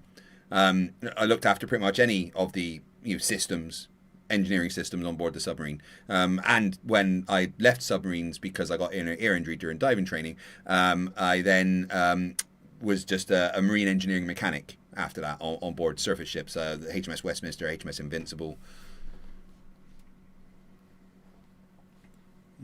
Ludwig says, I don't think the professors from my college would appreciate you dismissing their institution as somehow educationally inferior, FTFE. Not very distinguished of you. When have I ever said I'm fucking distinguished, you dipshit? Plus, you never went to college, so the professors don't exist. And also, they would know that they don't teach science if it was business administration.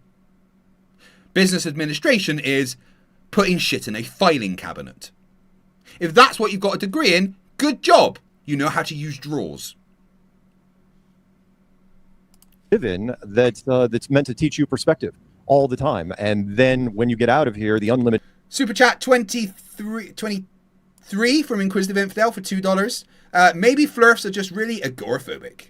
Universe is brand new and you appreciate it that much more. Without it, what do you really appreciate it? I treat it kind of like I know you probably don't have any trust fund kids there in that school, but you might, if you ever even know what a trust fund kid is, the child of a celebrity or someone that owns a monstrous business or just a standalone billionaire, those children usually turn out horrible because they can't appreciate anything because they have no perspective. What the fuck is he going on about? Whatever's outside of this place, I believe it's unlimited, but I know that it's not space because space is just a straight up illusion. Any other questions? Except for the fact that we know that pressure exists and it gets lower. Therefore, space is a thing. We got time. We got time. What do you got? You can ask me anything. I don't care. What's it called? What are some other conspiracy theories you believe in? Oh, I gotta walk gingerly on this one because there's certain things that we're not allowed to talk about in school, and that alone is a conspiracy. Other conspiracy theories you believe in? Oh. What other conspiracy theories do you believe in? Well, he's a dipshit, so probably most of them. I gotta walk gingerly on this one because there's certain things that we're not allowed to talk about in school. Charles M.A. says, wait, Craig, I have a business degree. I'm often... No, hold on. You're right. That alone is a conspiracy in itself. Yeah, my wife has got a degree in business management. Even she agrees it's fucking useless. But I'll give you a couple. And again, I'll for the teacher's sake, I will be careful. Do I think, I'll use the old ones. Do I think that JFK, our former president, was killed by a lone gunman who then, that guy was then in turn killed by another lone gunman? It sounds a little fishy. It sounds like a bit of a stretch. I wouldn't write that into a television show. Let's put it that way. Yeah, JFK, that could be a conspiracy theory. Let's all agree with that. Inquisitive Infidel for $2 for the 24th super chat says, Casatostrophobia is a fear of falling into the sky. Or he wrote shy, but I think H is Well, I next think to Pearl the Harbor. K, so...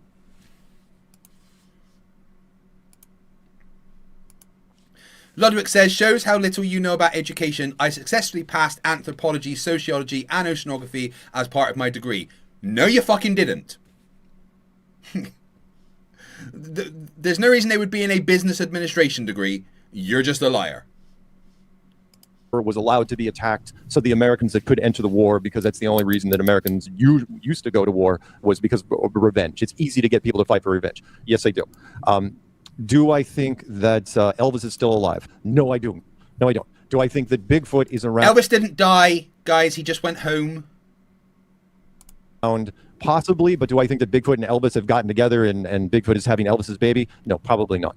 But I'll give you a quick definition of a conspiracy, which is, and this is the one that is exclusive basically just to me. I'm the one that came up with this one, which was, if you want to know what a conspiracy is, just by definition is when 3 or more people conspire to do something either illegal or unethical, right? Happens in business and politics and sports and entertainment and yes, even science and journalism. It happens in those areas all the time. I could spend an entire day on any one of those.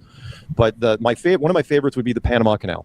Wonderful conspiracy. And people are saying, wait, Panama Canal, who the hell cares about that? It's like, well, in most engineering projects, like when you build a building or a dam or something like that, you lose people to construction accidents. Like the Hoover Dam, I think we lost, 30, 40 people. I might be wrong with the numbers, but it wasn't huge. It definitely wasn't triple digits, right? So, from construction accidents. Ludwig says, it's called general education, you snob, which you never did. The Panama Canal, which was essentially a ditch, right? Nobody was falling off of anything, right? Just a ditch. They were carving through Panama to make a waterway. Do you know how many people died during that? Better part of 6,000. 6,000 civilians died in a relatively short amount of time making that Panama Canal. And you're going, what's the conspiracy? And you want to know how they died. It's like, as soon as I say this, your attitude's going to change. I go, well, they died of malaria and yellow fever. And you go, well, that happens in the jungle, right? People die of malaria. It's like, yeah, but we knew they were going to die. We knew we were going to lose that many. In fact, we were fully prepared to lose up to 10,000 people in that project because we didn't start the Panama Canal. The French did.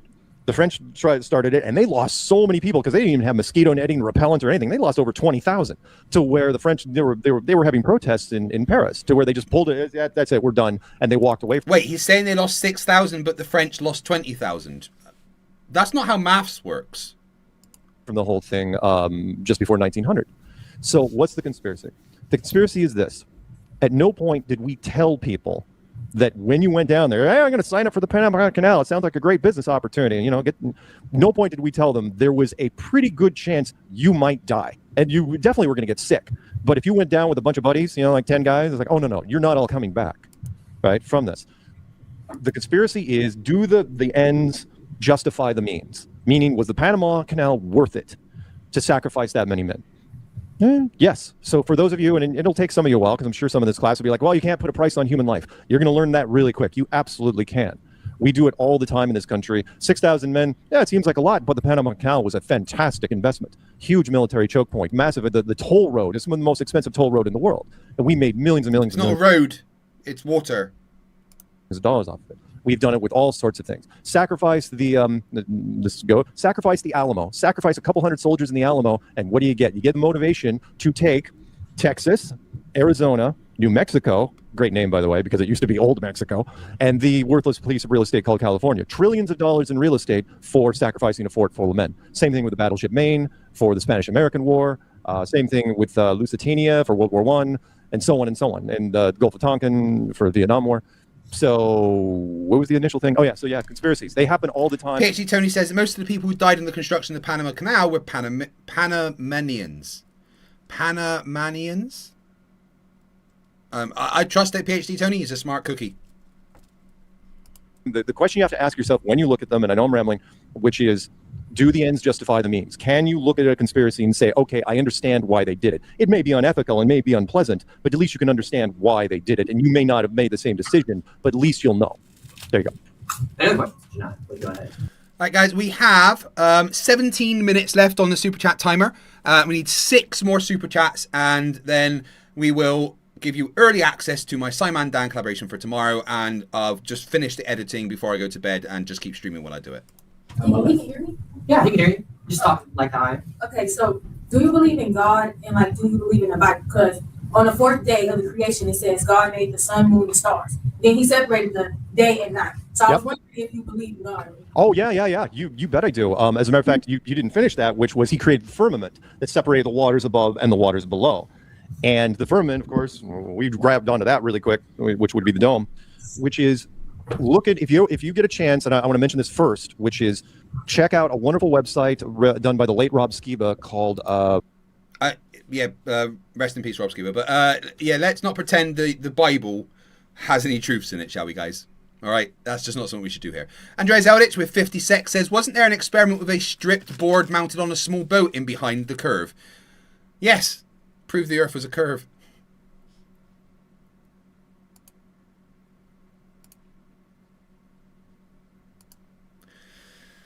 Oh, Ludwig says, the science courses I took helped me understand how the kind of science you guys follow is based on declarations of faith, not proven or demonstrated valid hypotheses or discoveries. Well, then you don't understand science, because that's literally what we do. We measure and test shit. But you didn't take any science. You didn't go to college. You're a liar. testingtheglobe.com. He was a friend of mine who died during the pandemic, he was a biblical prophecy guy, and he went through the Bible with a fine-tooth comb, and he comes back and he calls me, and he goes, it's a flat earth book.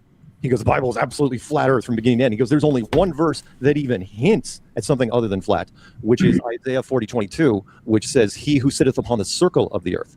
But in Hebrew, circle is a different word from ball or globe or sphere. And by the way, you can always tell if somebody's not really a flat earther because they'll use the word round. We use ball or globe or sphere. Round can mean, can be two-dimensional like a dinner plate. So yes, absolutely, I believe in God. I was raised evangelical Christian, with people that had John 3:16 tattoos, that sort of. So you were indoctrinated into idiocy as a child. That makes sense. Thing. I fell away from it when I got into tech because the tech world does not care about religion. Your average science nerd doesn't really care. And then when I got into flat earth, I got back into it and so did a lot of people in the church, which is why we have Christian flat earth conferences, and I'm not even invited to because I can't quote enough chapter and verse. Because if this place was built, then it was created. Christian Flat Earth conferences, the 6 people.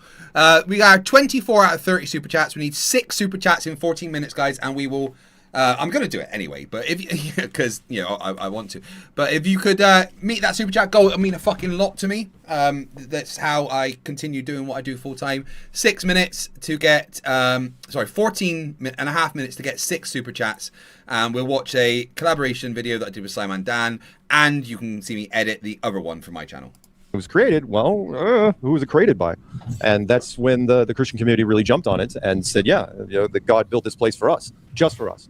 And that space might be an illusion, but it's his illusion. And it was done as a test. Any other questions I'll have for him?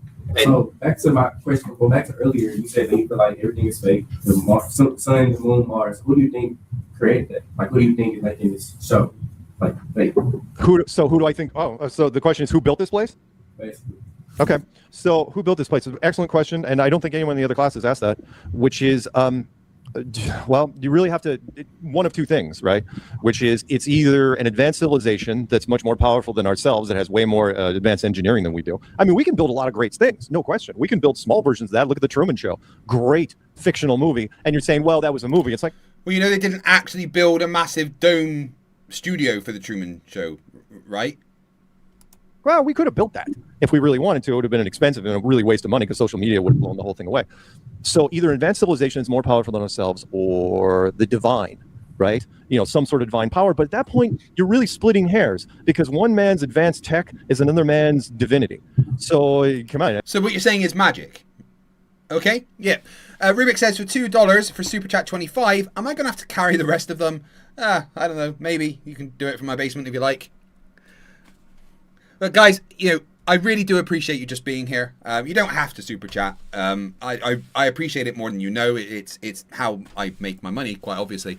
But just my content is free, and I'm going to make it whether you super chat or not. And I just want to say thank you for being here. It means the absolute world to me, and I appreciate the super chats more than you could ever know, and the memberships and everything. So thank you for just being here. If you are here, make sure you've liked the stream. If a giant golden spaceship landed in the middle of, I don't know, Kansas right now, you'd have different groups of people. You know, they would say, "Wow, look at that." You know, the nerds would be fascinated, but they're not going to build churches. You know, to whoever comes out. Let's say it's the blue people from Avatar that come out of the freaking ship. The other people will be like, "Oh no, we must start building churches to the blue people." So I'm kind of torn because Fit says $2. Does this get me my facepalm protection any sooner? No, but you're going to get it. I've just been dealing with family and life stuff, which has kind of put other things on the back burner because, you know, 2 deaths in the family in quick succession is pretty hard to deal with. But I've got them all ready, and this is the weekend that everything gets sorted. I get all the things ordered that I need to and everything. So you will have your within the next couple of weeks, okay? And I do apologize for the delay. But thank you very much for Super Chat 26. It means the world. The question is, did God build this, capital G, or did God subcontract out the work? I kind of lean to the subcontract, which is, do I think they're more powerful than us? Yes. Do I think they're one notch closer to knowing God's phone number? Sure. But So God's got a bunch of mini gods that are made the world. So why do they make the world so shit and inhospitable to humans then? I mean, probably 9/10 of this world will kill us. You can't go in the sea. You can't live there. They can't drink that shit. You can't be in the desert. You can't live up high. You can't live in the cold. You can't live in the hot. You're just going to die. Most of this world wants to kill us. Who made it? And if it was made, it wasn't made for humans. Griff for $2 Canadian says, contribution to the Craig Fund. Thank you very much for Super Chat 27. I think that God oversees a bunch of these, because this, by the way, wouldn't be a one-off, not by any stretch. There would be a whole bunch of these in different stages of development, and I think capital G looks over all of them. Any other questions y'all have for Mark? Because we're getting towards the end. Preferably someone who has not asked, but if you want to re-ask, go ahead. Do you believe in reincarnation? Ooh, that's a good question. By the way, no one's ever asked me that. Do I believe in reincarnation? Yes and no. Boy, we don't have time necessarily to get into that, but I do, but not in the way that you think. Meaning, I believe that you do, when you come into a place like this, there's more than one place like this, because the argument against reincarnation has always been, why do so many people, they think they were Cleopatra or Napoleon or all this? And it's like, because there can only be one Napoleon here, one Cleopatra, unless, of course, there's more than one of these. And if there is, well, then it's very, very possible. So yes, I do believe in reincarnation, but not in the standard sense, meaning that it's reincarnation in one world and people come back and, you know, that there's only one world to deal with. I think it's reincarnation, but with many more worlds besides this. So I can die and just pop off to another world. That sounds fun. Fucking stupid, but fun. What dumb is Ludwig bestowing upon us? It was made to be hospitable to humans, but it was turned over to the devil because humans disobeyed God. Dude, deserts, Antarctica, and the salty sea have existed long before humans. So no, it's not hospitable to humans, and it's never been hospitable to humans. The majority of Earth will fucking kill you. We're getting to the end, Mark. Okay. How long is it going to take? Alex, question. But if you believe in Apparently SpaceX launch has been pushed off until tomorrow, unfortunately. that we are on Earth and there's worlds, then how do you not believe that there is a sun or other planets? Because technically we are a planet. Can you repeat the question? That one didn't come through very clear. 3 super chats in 8 minutes, guys. Can we do it? I'd really appreciate it. You just $2. Say a little louder. No, well, no. Can you say it? So he was saying if you're saying like there's multiple worlds, right? Yep. Then how could there not be like a space or a universe almost? That's okay. Well, that's a good question. But the thing there is, why, if there are multiple worlds and there's an efficiency to the building process, meaning why would you waste space? Even Carl Sagan, and I know you guys don't know who Carl Sagan is, but there's a lot of astrophysicists over the years that have always wondered, why is space so empty? Meaning space is 99.999% absolute nothingness in it. No molecules at all. So why would it be empty? Well, it's not empty. It's an illusion. So I always envision it as tables and tables and tables, when we want to call it God's tables or an advanced civilization, with a whole bunch of these. God, he fucking loves that stupid model, doesn't he? And the question there is, do they get to interact with each other, or is there any cross-pollination at all? I doubt it, because I wouldn't let any civilization like ours spread out there and mess things up. in other places. So there doesn't have to be space. That's the short answer. Why, if 99.9% of the people in this world believe the illusion, that's what you go with. Meaning, why there doesn't have to be space. If people believe in space, hey, great, fantastic. But it's why spend the resources on it to look into the double slit experiment and how things are done there? But you don't have to have space. Mark, don't pretend you understand the double slit experiment. No, there's no way that you do. Fuck's sake. This dude can't figure out how to tie shoelaces and he thinks he understands quantum mechanics. If the population just believes in it, because they're never going there anyway. That's the other point, which is believe in space, you're not going there. Kind of like the Mars mission, which we'll talk about till doomsday. It's never ever going to happen. Okay. All right. Well, thank you for answering questions for us, Mark. I think our next interview will be in like basically an hour-ish. Okay. Like I think it's like what time? It's all right. Mark's not got anything to do. He's a lonely, sad old person. All right, guys, that is the end of the Mark Sargent derp for today. I probably will be doing a episode of Flerfs Are Idiots to cover that, which will be fun because there's a lot of derp there that could be good for a video. I hope you're enjoying the new episodes of Flerfs Are Idiots. And even though we still have 3 super chats to go on the super chat goal in 6 minutes, I am going to play for you the episode that I've made for Dan, and then I'm going to continue my editing of my episode that's from my channel out tomorrow, and we'll get that done because I was going to do that before I go to bed anyway. I guess I can lie in a little bit tomorrow before I go to the gym. Gay Fruit Basket, excellent fucking name for $5. Speaking of Mars, the commander of Fram 2 just booked a Mars flyby with Starship when that happens. Rubiks $2 says, I enjoy the Flerfs Are Idiots, well thank you very much. That's 29 of the super chats. We need 1 more in 5 minutes and we've reached the goal, which is fucking incredible.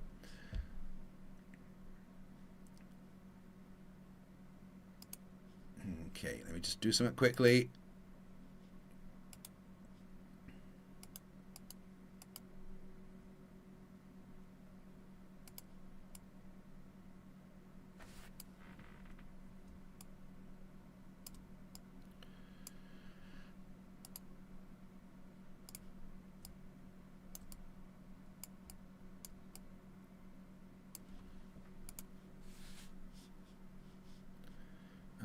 And I should probably switch that over.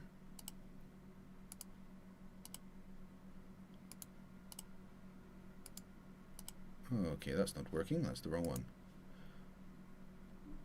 I broke it. Hold on. I know what I'm doing. I'm a professional.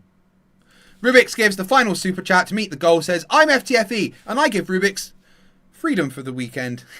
No, that's not how that works. There we go. Right. Thank you guys for watching. Thank you for the super chats. Thank you for reaching the goal. Really, really do appreciate it.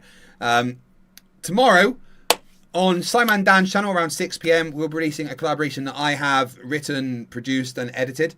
And then at 10 p.m. on my channel we'll be releasing a collaboration that I have also written, produced and edited. Simon Dan just said the lines I told him to, basically. But because you're all awesome, here is early access. Yeah, I'm really, really glad that NASA chose me to collab with you this time, Dan. It's always a pleasure to be on your channel. Yeah, brilliant. I'm really happy about that. Maybe we can make this a regular thing, you know? Your subs get to know me, I get some exposure, we build up some running gags. Oh, hold on, Fight, it's NASA. I'm just going to put you on hold quickly. Right, NASA, I'm glad you've called. What are you playing at saying that Fight the Flat Earth can be on my channel?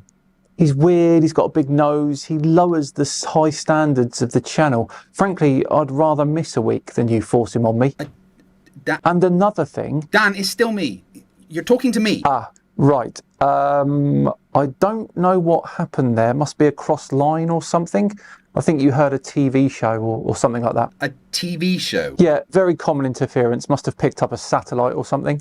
Shall we just get on with the collab? Yeah. Super excited to work with you again. Look, Brian's logic said a dumb. Let's just go over that, shall we? Yeah, sure. Let's just get on with it. Roll the intro.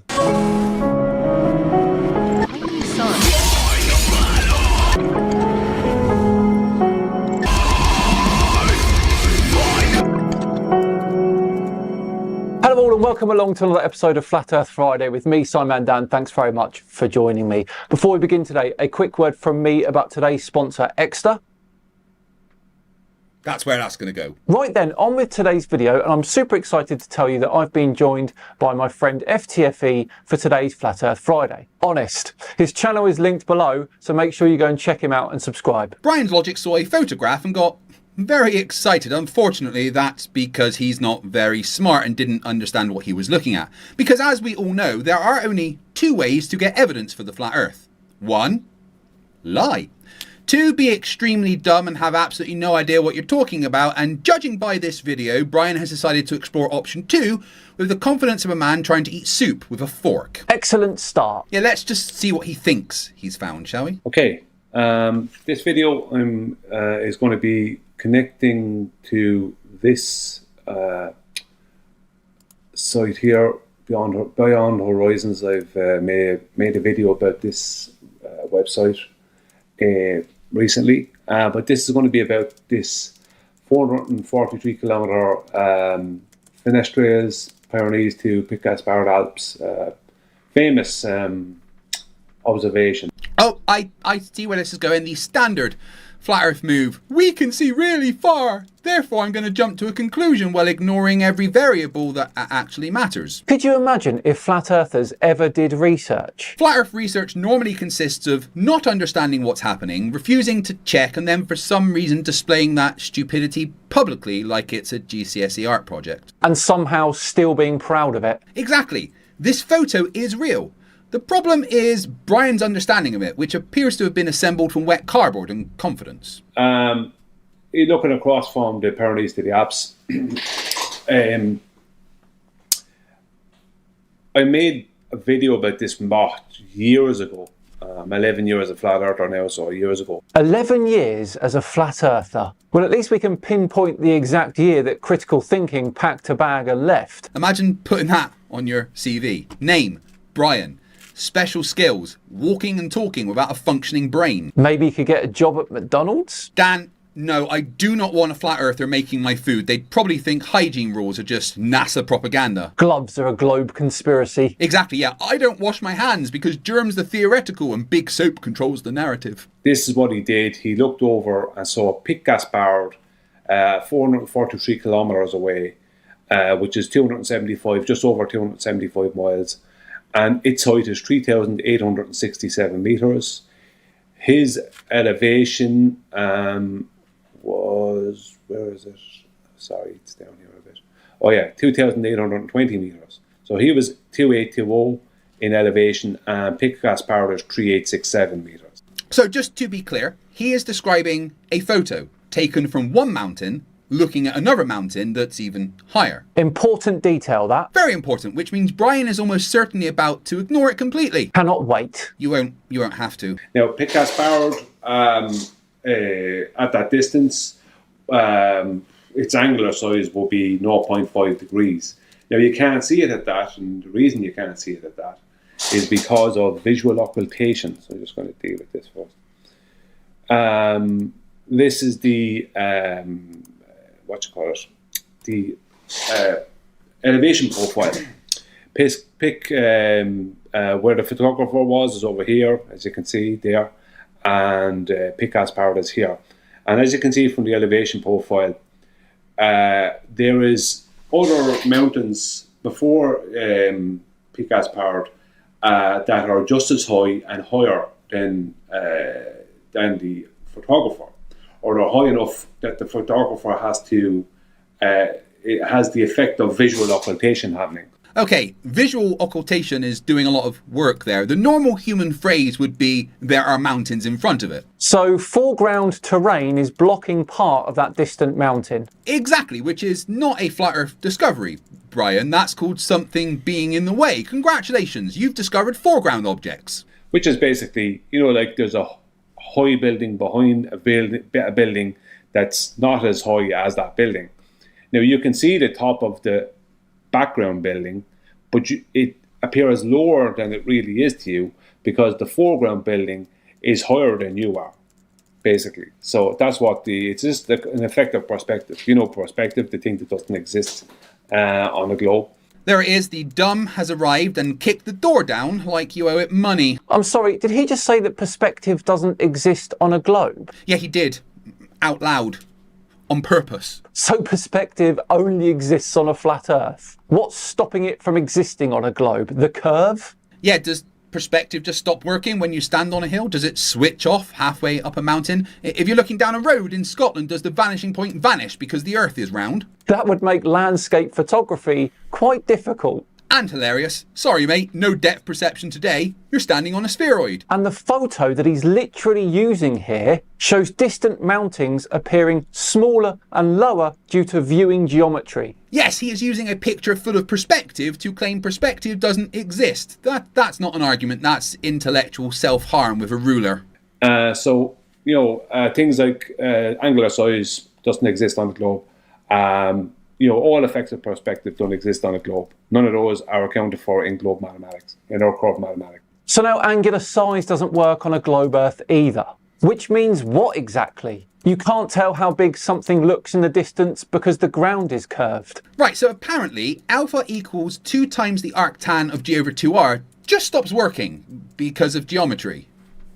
I don't think that's how maths works, Brian. He's claiming that globe maths doesn't include any form of perspective. But I think he's confusing two things here. A geometric line of sight calculation tells you what should be visible. Angular size tells you how large the visible object should appear. Exactly, you can use both. Maths doesn't come in separate flat earth and globe earth editions like bloody Pokemon. Once again, he thinks that maths turns off because of hills. 11 years, Dan.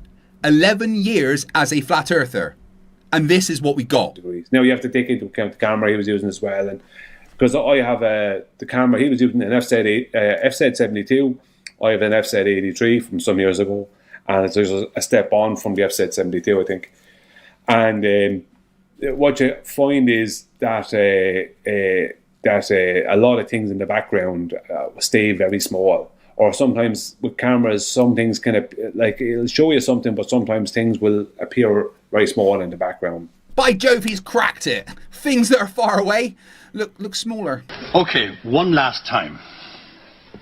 These are small, but the ones out there are far away. It's almost like that's how seeing things works. Honestly, I think Brian's last brain cell is trapped in a revolving door. And somehow still going the wrong way. 11 years of research, Dan. 11 years to discover faraway things look small. Incredible work. Give the man a badge and a responsible adult. Either way, the point is that if he was at sea level and was not in his way, with just his eyes, he technically, based off of angular size, he should be able to see peak gas powered at 0.5 degrees. Something that doesn't exist on a globe. We can add degrees now to things that don't exist on a globe. I wish flat earthers didn't exist on the globe. But fight, then who would we laugh at? Moon landing deniers, people who think chemtrails are real, evolution naysayers. We wouldn't be short of material. Humans are worryingly stupid, aren't they? Dan, just remember how stupid the average person is. Then remember half the world is dumber than that. And somehow Brian is fighting for relegation. Bottom of the table. Negative goal difference. Still claiming he won the league. You can just have a look at the globe mathematics, which we're going to do now. Or curve mathematics. So there's these height and feet. I just show metric 2820, impact to imperial 9251.9688 feet. This is one of the old arguments I made against it that, of course, none of the borders could deal with. It's geometric horizon 117.8 miles away. So if I go to Google Maps, here is 117.81. I have it there, but it's all the same. Miles. So there's pick fenestrelles. So that means that what would be, if it existed, a globe's leading geometric edge, it would be off out in, basically out in the water between these two coastlines, between Marseille and over here. What country is that? It's Marseille and... Is it Spain? Marseille in Spain? I think it's Marseille in Spain. But either way, it would be in between this water here. Now, if we go back here, do you see, you know what I mean? Are we seeing that here? No. In any of the photographs, no. There you are, no. No leading geometric edge of a globe, non-existent. Of course, there isn't a simple geometric horizon there, because we have this little tiny thing on Earth called the atmosphere. Brian is doing the classic Flerf move of ignoring the variables, in this case refraction. He would have a point if this picture was taken on no atmosphere day, but I don't remember one of those happening in the last couple of decades. And if you look at the actual website that he's using, it says the observation was possible due to exceptional weather conditions and refractive favourable circumstances. So the source itself is saying this is a rare, long-distance observation helped by atmospheric refraction, and Brian's response is, but my calculator says no if I ignore atmospheric refraction. Derp. Which is quite a bold strategy. It's not even cherry picking, it's taking the cherry, throwing away the cake and eating the plate and then calling it research. If the Earth were flat, you wouldn't need favourable or exceptional circumstances to see Peak Gaspard. It would just be there. Exactly. On a flat Earth, this wouldn't be a world record rare photograph. It would be called Tuesday. Leading geometric edge of a globe, non-existent. Everything is horizontal, an orientation that doesn't exist on and cannot exist on a sphere Earth. Neither can vertical, obviously. So everything is horizontal, everything is vertical. That's how to determine even the elevations of any of these things or of the photographer. Right, so now we can add horizontal and vertical to the list of things Brian thinks can't exist on a globe. Of course, those of us who passed standing upright know that horizontal and vertical lines are local references. Careful, Dan, you are using three-dimensional thinking. That's illegal in flat Earth circles. Vertical is the local up and down direction, roughly along the line between you and the centre of the Earth. Horizontal is perpendicular to that, effectively the tangent plane at your location. Exactly, they don't stop existing because the Earth is curved. They're just local, Brian. Local horizontal, local vertical. This is why people in Australia aren't sliding sideways into the sea like drunk penguins. So it isn't that horizontal and vertical can't exist on a globe. No, it's that Brian lacks the intellectual capacity to think in 3 dimensions. Which is unfortunate when discussing a planet. Very unfortunate. It's like trying to review Avatar with one working eye and a fear of blue people. As I said, I've shown where their leading geometric edge would be if we were living on a globe, but we're not. We're living on a flat Earth, so it's not there. But that's where it would be, based off of, their or curve mathematics that doesn't account for perspective. Here's perspective. He keeps saying it doesn't exist in Earth curve mathematics, but I'm starting to doubt that he passed high school maths. And what if we used a decent Earth curve calculator, specifically Walter Bisland's Advanced Earth Curve Calculator? If we use that, and include the variables Brian keeps pretending don't exist, observer height, target height, distance, terrain, and atmospheric refraction, then with standard refraction using 7/6R for Earth's apparent radius, we can clearly see that the top of Pic Gaspard would be visible, just like it is in the photo. Are you telling me, Fight, that if we account for all the variables, it's exactly what we'd expect to see? I know, Dan. Shocking. When you do the maths properly, reality stops agreeing with flat earthers. Rude of it, honestly. So Brian's issue isn't Earth curve mathematics then? No, Brian's issue is that he keeps using incomplete maths, ignoring the variables that matter and then acting like the globe failed because his homework has bite marks in it. 11 years. 11 years. And still getting beaten up by a calculator. Now we're going to go to the geometry of the situation. Their geometry, right?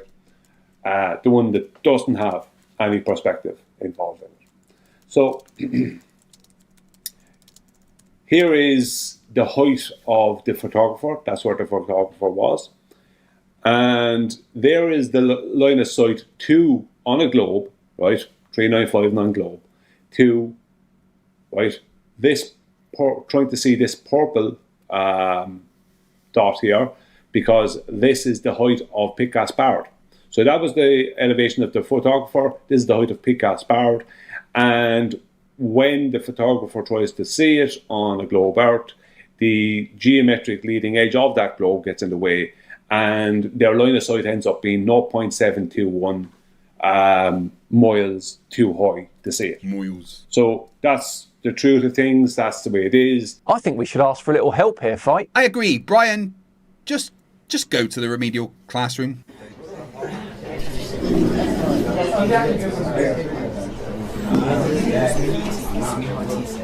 Right, children, gather round because apparently Brian and the rest of the Flerf circus have reached adulthood without learning that Earth has an atmosphere. They love doing this thing where they use pure geometry, pretend the air doesn't exist, then scream, "Globe destroyed," when reality refuses to match their toddler maths. So let's explain the bit they keep ignoring: refraction. Light does not always travel in perfectly straight lines through the atmosphere because the atmosphere is a refractive medium. That means light changes direction slightly as it passes through layers of air with different density and temperature. Near the surface, air is usually denser. Higher up, it's less dense. As light from a distant object travels through those layers, its path can bend slightly downward toward the denser air. Now here's the important bit. Your eye doesn't know the light curved. Your brain assumes light came in a straight line. So when that curved light reaches you, your brain traces it backwards in a straight line and places the object higher than it geometrically would be. That is why refraction can make distant objects appear lifted. It can let you see things that would be hidden by pure geometric curvature alone. This is not magic. This is not flat Earth. This is basic optics. And if Brian had spent 11 years learning physics instead of eating crayons in the YouTube comment section, he might already know that. Okay, class dismissed, get out. So Brian's logic had a disaster where apparently logic left the room before the video even started. And that is all the stupid we have time for today, folks. Make sure you're subscribed to both me and FTFE, because if enough of you subscribe to FTFE, then maybe he'll stop bugging me for collabs. What? Nothing. See ya.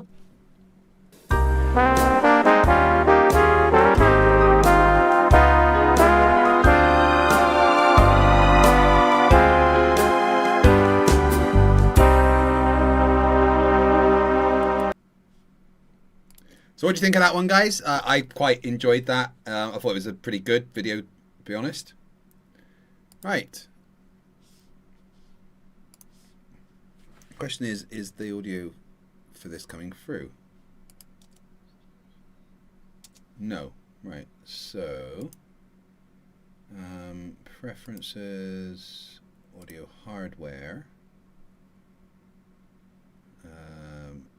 default output, we want that as cable A.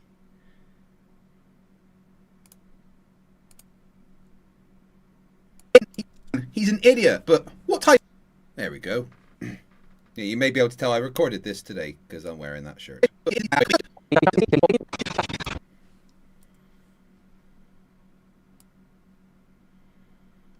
Alright, we've still got about 2/3 to get editing done. You look at this line here. So all this is my parts and the clips of CC that I've already put in order. This is what Simon Dan has sent me. This line here on the timeline. So I need to go through the video, cutting up the bits that Dan has said and put them in the right order.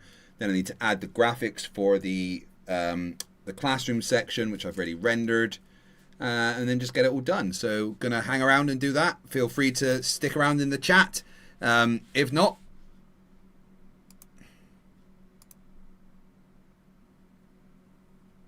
then I just want to thank you all for being here in the meantime anyway. It's been a very fun stream, but I am just going to get this editing done and stay here whilst I do it. So feel free to hang around and watch. Good morning, good evening, good afternoon, wherever you may be. CC here, Chris, from New York, Westchester County. It's 5/8/26. Today, actually, well, I just want to get into Artemis real quick again. Oh goody!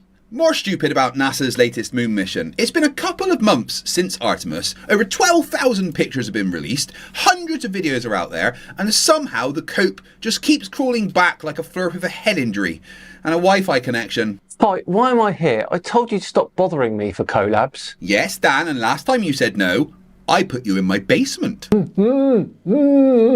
point, well made. Exactly, so today, Dan and I are going to go through CC from Westchester County's latest collection of Borg Emporia, member for 22 months, says, Sir Little Wolf has 2 vintage radio show streams about 2 hours. Please help him get to 500 subs to get monetized with some view time. I've pinned the link to his stream, so Yeah, make sure you do that in a couple of hours. Noises pretending to be thoughts. I regret every choice that led me here. You'll regret more if you don't read the next line. So grab your facepalm protection. Because this is episode 80 of Flerfs are idiots. We're living on a disk, floating through space, with a tiny sun.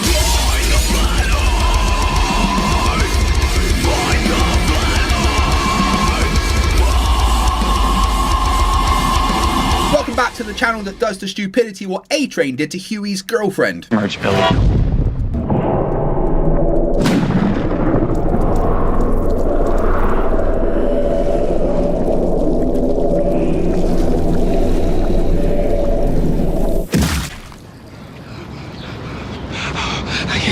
I can't stop. Craig, why are you making me watch CC? He's, shall we say, a lot. Don't be coy, Dan. He's an idiot, but what type of idiot? A something idiot? A big idiot? No, come on, you can do better. So the hook for this episode is that I'm trying to get Dan to swear, because he doesn't swear. Yeah, Zumi, I very much enjoyed the end of The Boys. Hello, cunts. I don't want to spoil it for anyone, but, you know, Homelander dies. Better than that, you're on my channel. Put some mustard on it. A really big idiot? That's not mustard, Dan. That's room temperature mayonnaise. A spectacularly confused idiot? Better. Still sounds like you're writing his school report, but better. I'm trying to be fair. Dan, he makes videos where he loses arguments to camera angles. Fairness left the building 3 stupid claims ago. Then let's see what he says. Fine, let's listen to words fall out of CC's mouth before they've had a chance to pass through a brain. There is a problem, and I looked this up, and I just, you gotta love NASA, okay? Because they throw it in your face. That's what they do. They throw it in your face, and they have to. That's what they have to do. What do NASA throw in your face? Rubiks, swearing's fun. You cunt. Face CC. Science. Space travel. Evidence. Your fragile ego. Right, I've got the script over here, so click on one of the... Right. Suspect CC doesn't like having his inadequacies shown to him. That can be added into the timeline, and then it's my response.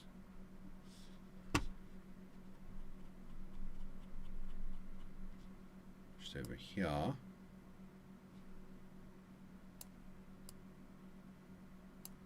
Exactly. Oh, that needs to be more snappy. See, you've got these bits with no audio on, and when you're doing like talking back and forth, you don't want little gaps like that because it leaves like a tiny awkward silence. So you just get rid of it. To him. Exactly. See, that's the feeling, Dan. That's frustration. That little bubbling rage when someone says something so stupid it makes your GCSE science teacher cry. Let it out, man.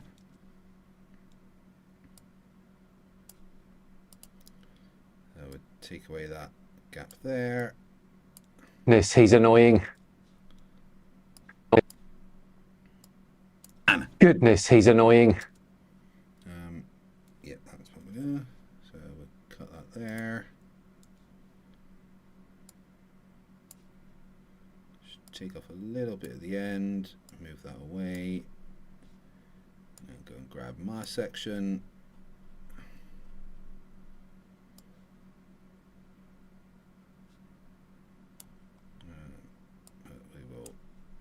Chuck down into the actual line there.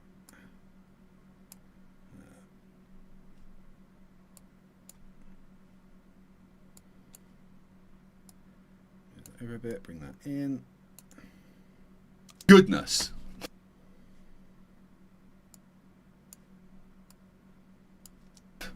Brave stuff, Dan. Really went for the throat there. I thought.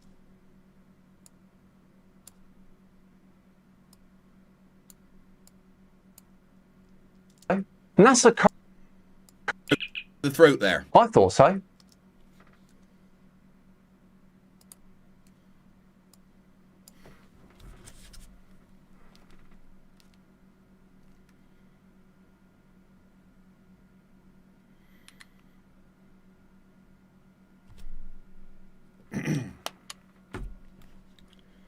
Sorry I don't talk much during this, guys. I'm thinking. I thought so.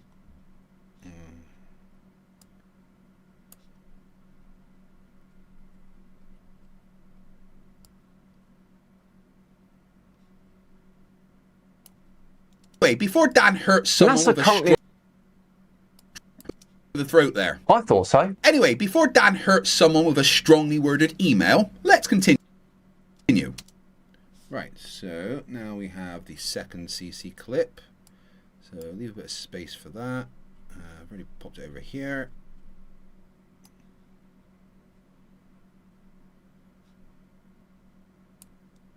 They've got to throw this shit in your face for them to feel better about themselves. Because they're all lying about this.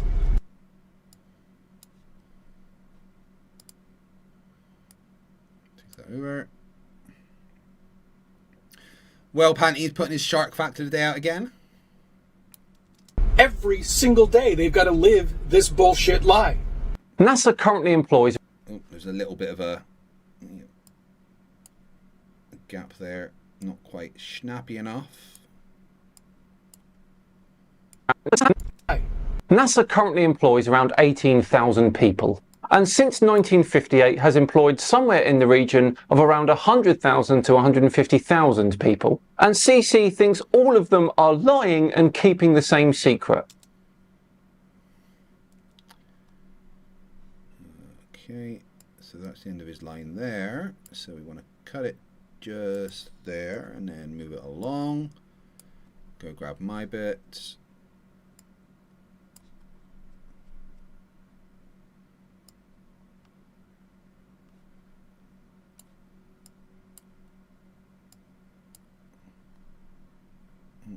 Why is that not touching? That should be touching. Move it back a little bit. Live this bullshit lie. NASA currently employs around 18,000 people, and since 1958 has employed somewhere in the region of around 100,000 to 150,000 people. And CC thinks all of them are lying and keeping the same secret. It baffles the mind, doesn't it, Dan? CC is so deep in denial that he'd rather believe roughly 3 times the population of Greenland are all keeping the same lie, and not one of them revealed it. Not even on their deathbed.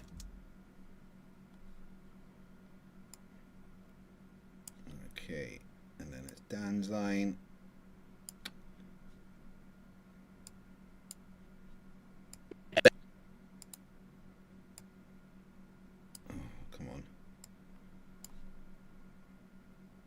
I know that works.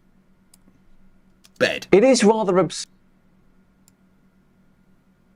That's all he says, absurd. Just see there where the end of the audio waveform drops. So I put a cut there, move it over, bring it down.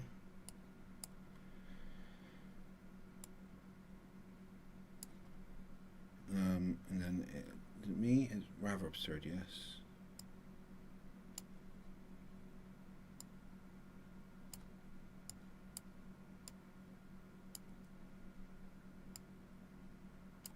Rather absurd. Dan, this is a conspiracy so stupid it needs floaties in the shallow end. Doesn't it make you want to say something stronger? Yes, he is a plonker. Plonker, Dan. Well, I wrote it, it's not a shock.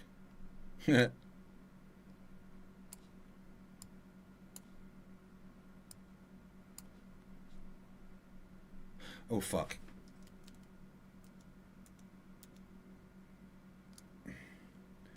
That would have deleted my bit because I put it in the wrong place.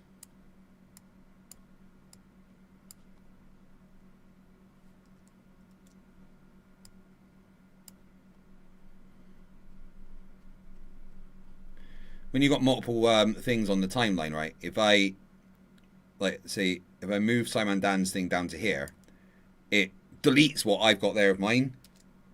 So I've got to be careful I don't do that. It's annoying.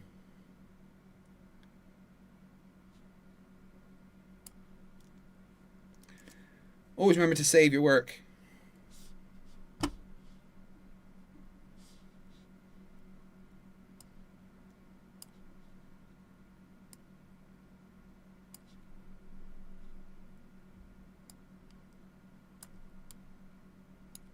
A plonker. A significant plonker.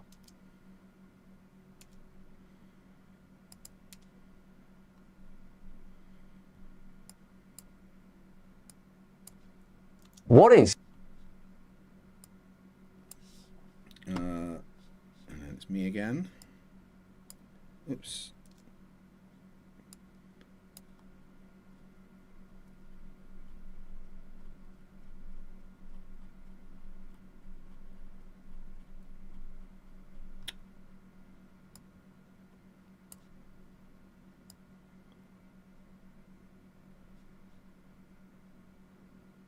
Okay, pop you in there. Plonker. Oh, good lord, this is going to be harder than I thought.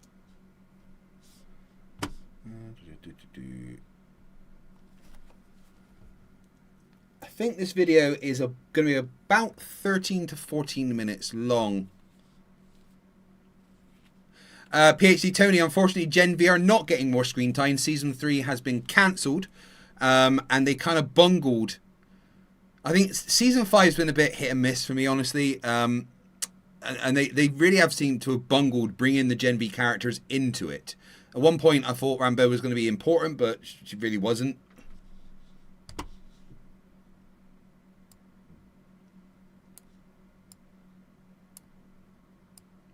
Although Fort Rising looks like it could be fun.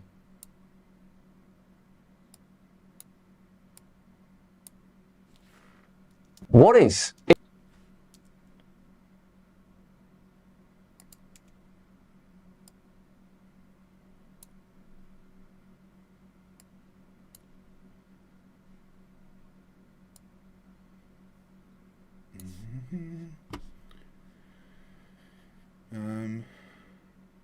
Nothing, so it's me again for the next bit.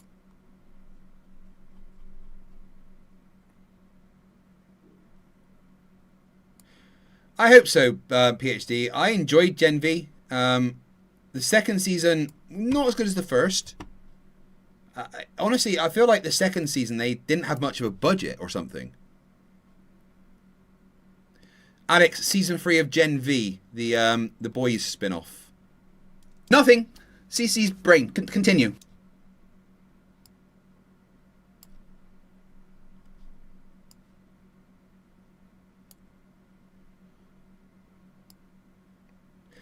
Now, Invincible. That's a good fucking show.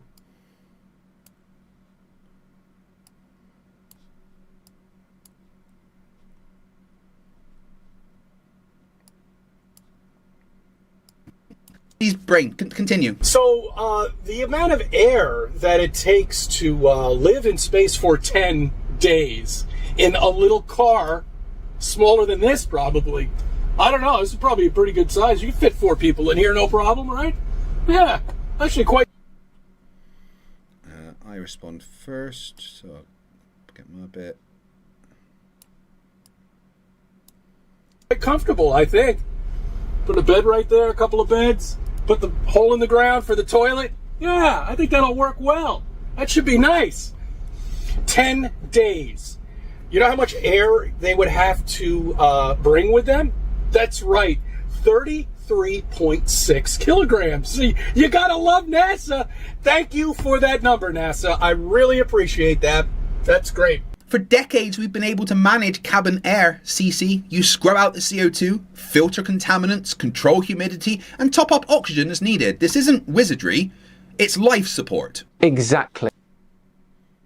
Seemed like a little bit of a gap before Dan spoke there. Take that back, pop that over there. Exactly. Orion's environmental control and life support system circulates the cabin atmosphere through repeated processes, removing CO2, filtering trace contaminants, and managing humidity to keep the air breathable.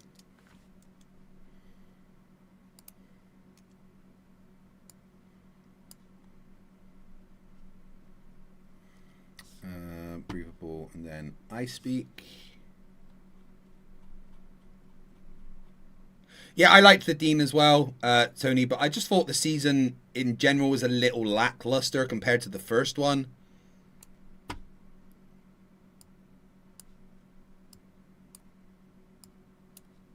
Wait until CC finds out about submarines. HMS Vanguard, the lead boat of the Vanguard class, once spent 200 and... Fosis says, how often do you fuck up while editing? All the time. I'll render a video and then go, oh shit. 5 days underwater before returning to Faslane in Scotland. Air breathable. Wait until CC finds out about submarines. HMS Vanguard, the lead boat of the Vanguard class, once spent 205 days underwater before returning to Faslane in Scotland. Apparently, according to CC, that must have just been Royal Navy magic.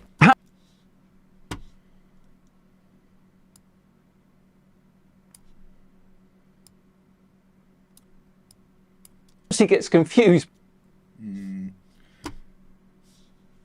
because he runs out of oxygen every time he tries to walk and talk at the same time.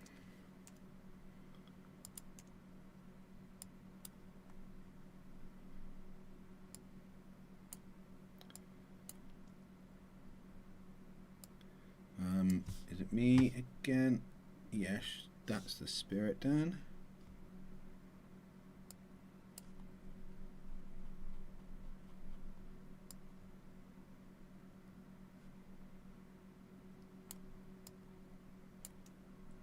That's the spirit, Dan. A bit of venom in there. Lovely. I reckon you got enough of gear, though. I'm trying to get him to swear.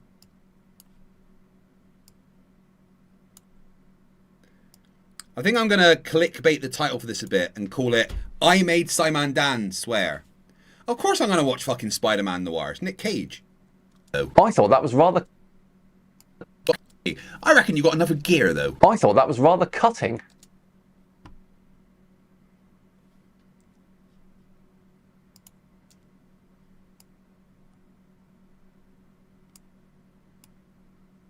What's going on?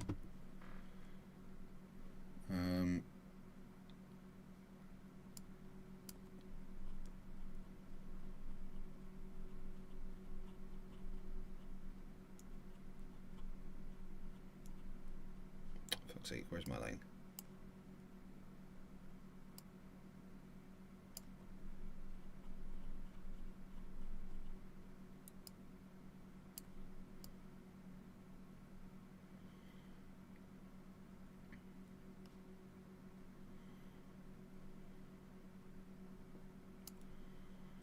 Well, Panties, why are you so obsessed with sharks? I don't mind. I like it. And that was a paper cut with manners. You've been listening to the Flat Earthers for nearly 8 years, mate. Dig deep.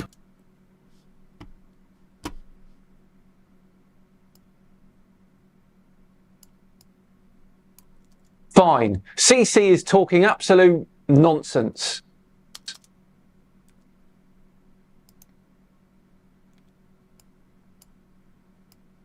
He's so polite, god damn him.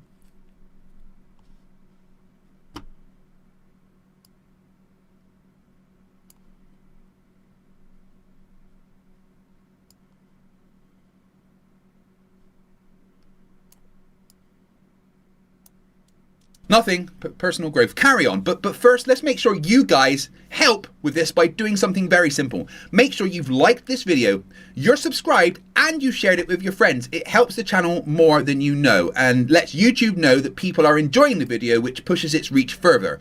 And I won't need to keep threatening Dan with kidnapping to help the channel. I mean, kidnapping's fun.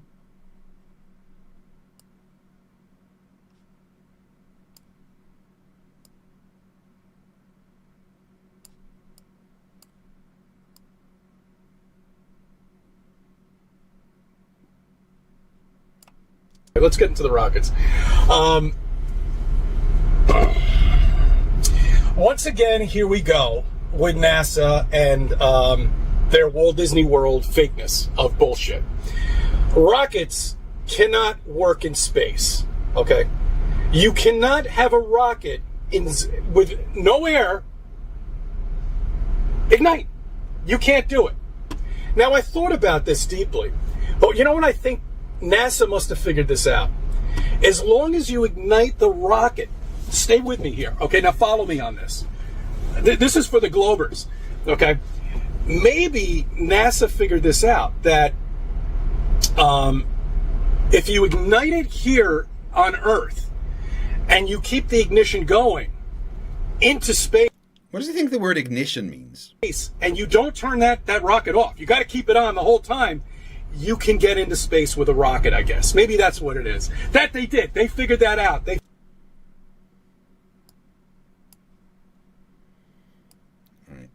little gap between Dan's lines there, so I'll take that away. They figured it out. To what? Cavemen figured out fire. Oh wait, hold on.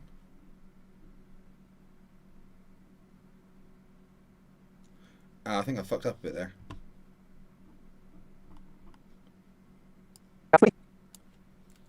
That I'm supposed to go back here.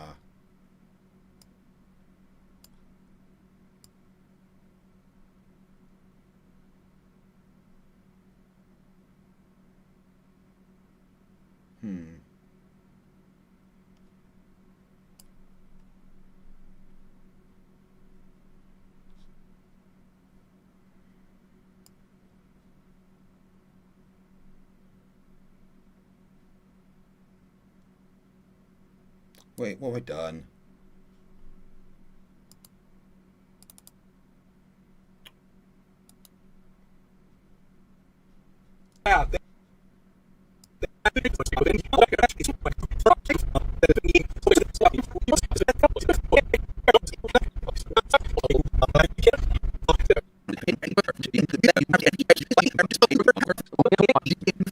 First for nearly 8 years.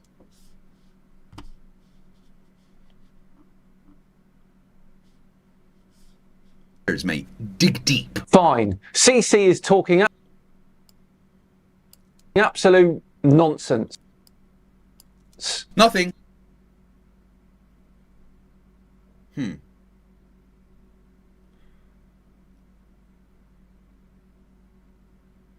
Missing me saying something.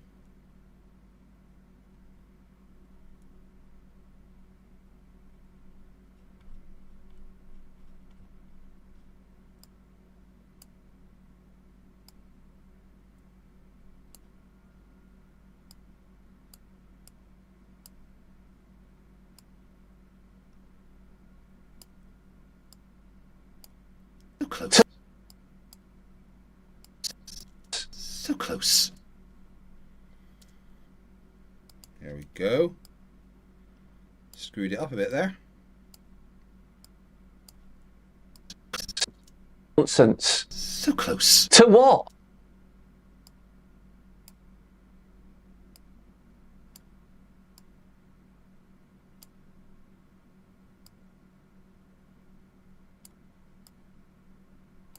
Nothing. But personal growth. Carry on. But first, let's make sure you guys. I like editing. I find it quite relaxing. Actually, it's frustrating when I get it wrong though. Help with this by doing something very simple. Make sure you've liked this video, you're subscribed, and you shared it with your friends. It helps the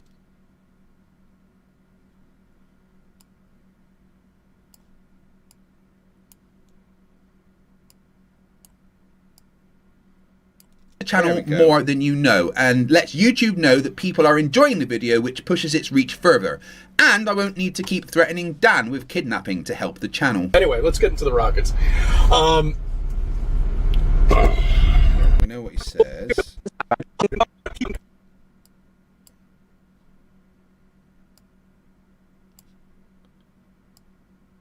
Probably take about another 40 minutes or so to do this. Maybe that's what it is. That they did. They figured that out. They figured it out. Cavemen figured out fire. Why can't CC?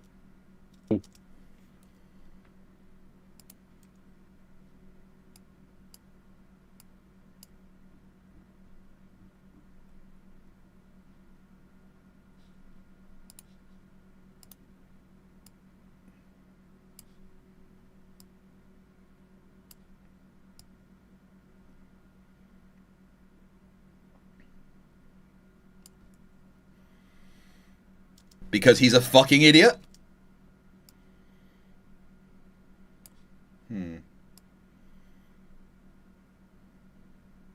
Yeah, rendering can get pretty fucking annoying.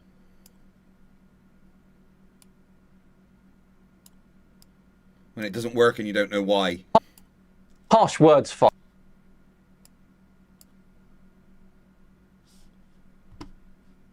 Right, let's keep this educational, please.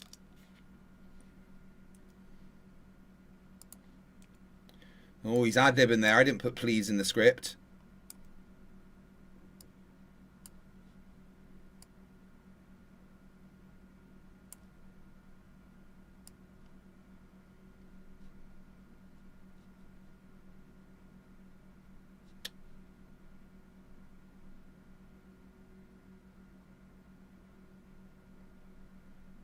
Right.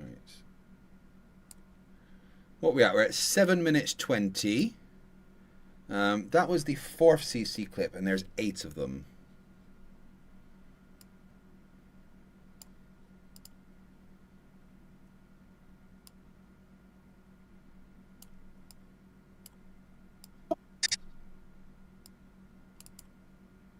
Oh, come on, Dan. And that wasn't even that bad. And admit it, it felt a little bit good. Rocket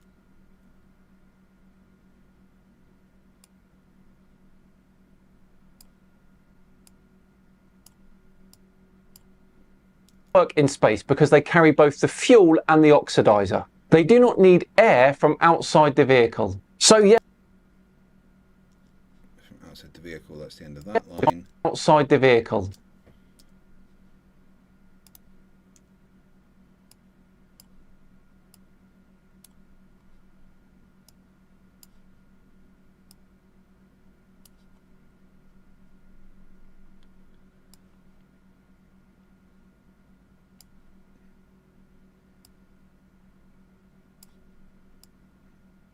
There. Exactly. NASA didn't figure out That's fine. How to keep a campfire lit all the way to the moon. They put the stuff needed for combustion inside the rocket. Fuel, oxidizer, ignition system.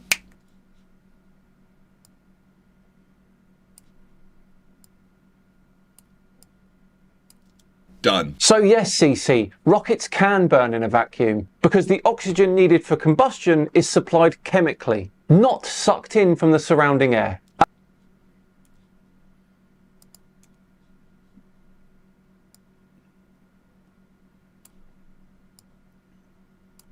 So I actually wrote this script today, sent Dan his lines today, and it, you know, I can basically make a video in a day at this point. So I'm getting better. I'm getting quicker. You may notice that my episodes are a little simpler compared to what they used to be on my on the old Flerfs of Idiots episode. There's no holograms and shit like that because each episode took like a week to fucking edit. And I figure if I could just keep the writing snappy, that'll keep people interested. And I've still got some fancy graphics. I wish flatter. I've got my old thing, my monitor going on. If there's had a single spark in their brains, just one, like a tiny little ignition source, something to get the thinking processes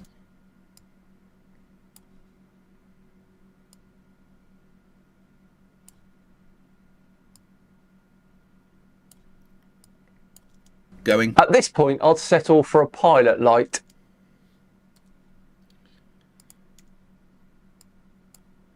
He's being snarky, isn't he?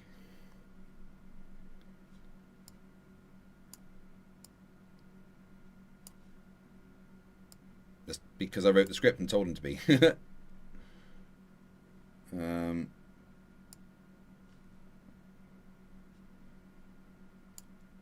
See, that was nearly savage. Keep going, Dan. Let the rage cook inside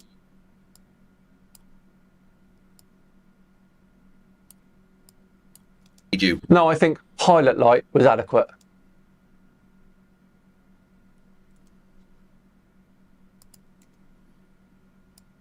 All right. What's going on in the chat?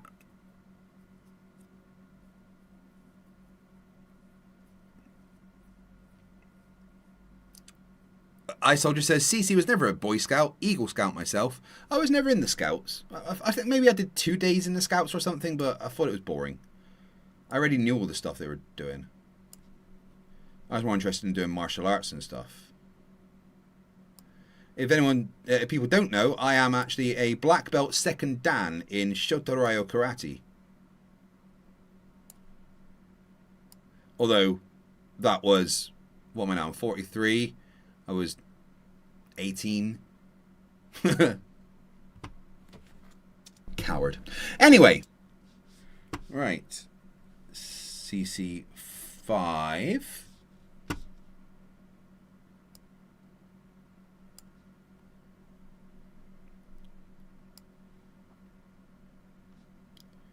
All right, what are we at time-wise? We're at 8 minutes 10.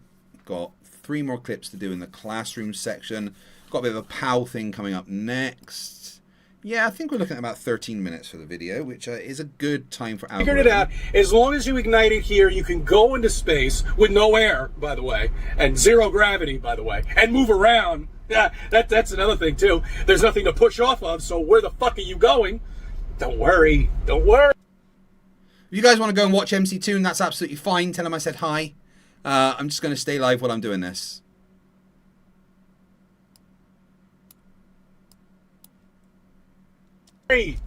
Fight the stupid is too strong. I need a break. Back in 2 minutes.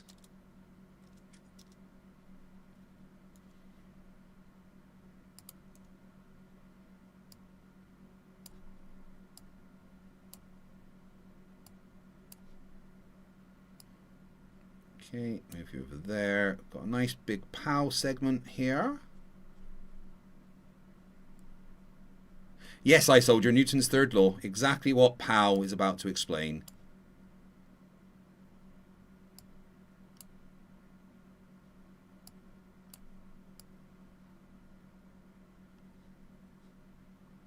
Oops. I'm going to need to grab the whole POW segment, aren't I, at once.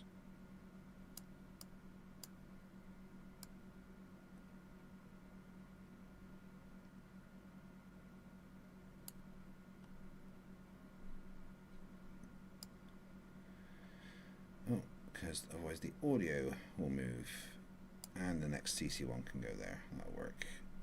So take you, drag you over. If you are going over to MC Toon, tell him I said hello. And I love him. And he's a dickhead. Just for fun. Will get him to swear. Fight the stupid is too strong. I need a break. Back in 2 minutes. I will get him to swear. Well, look, another stupid ape with a plan. What's the matter, Craig?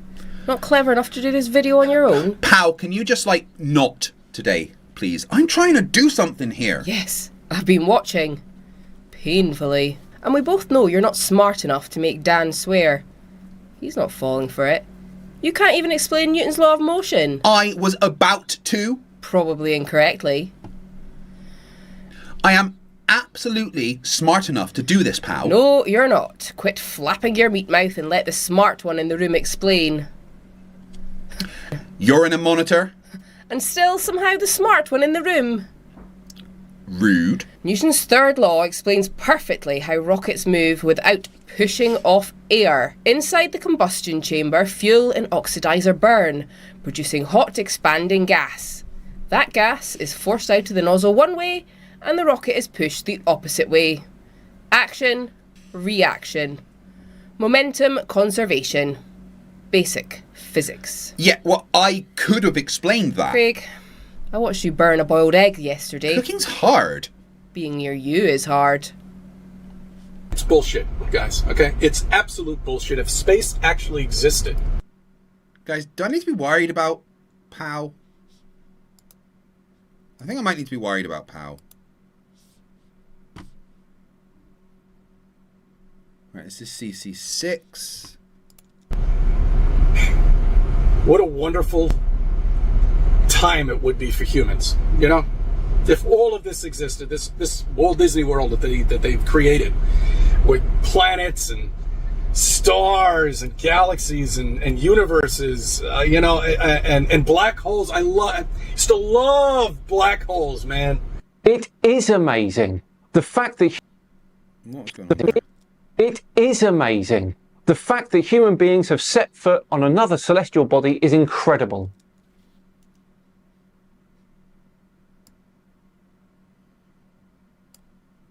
Yes, it is. Simon Dan speaks the truth because I wrote the script and told him to.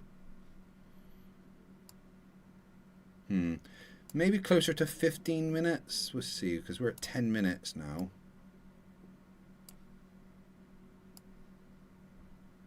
Classroom section's about a minute and a half. Yeah, maybe 15. Damn it, I want a little bit shorter, but oh well. The fact that we've had people continuously living and working in space for decades is incredible. Where's the rest of the Dan? Oh, it's over there.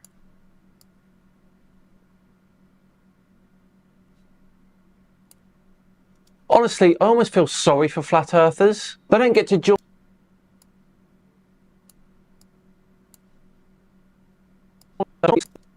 Honestly, I almost feel sorry for flat earthers. They don't get to join in with the joy of watching humans achieve extraordinary things. You're right.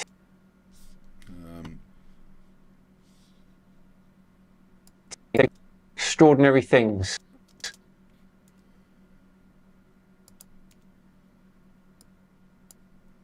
Over there. iSoldier says, cooking is fun. I made a Stargate cake once. I like cake, but I'm on a cut. I can't eat cake.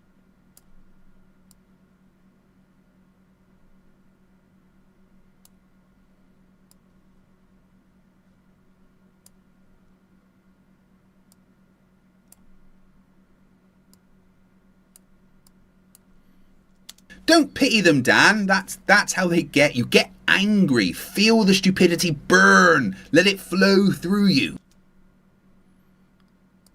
Let the hate flow through you.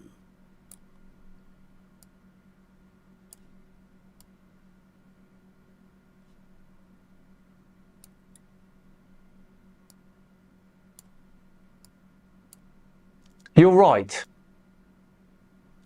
I am angry at the stupidity.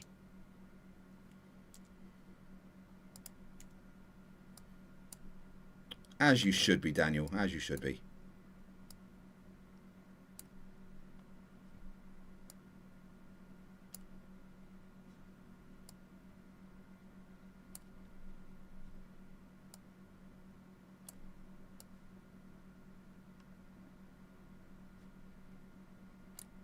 Yes, good.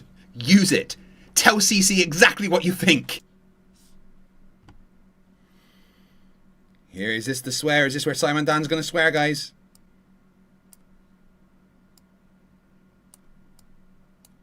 CC, gosh darn it.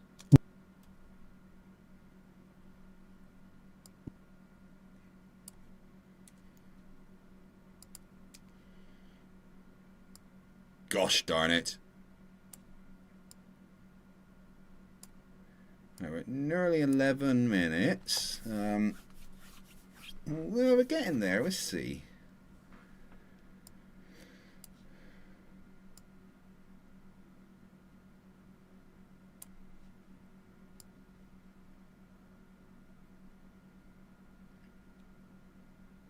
Got one more clip, classroom segment, and then ending gag. So in the end, maybe.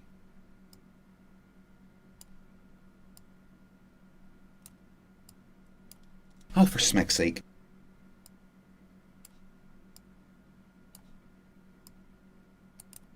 Oh,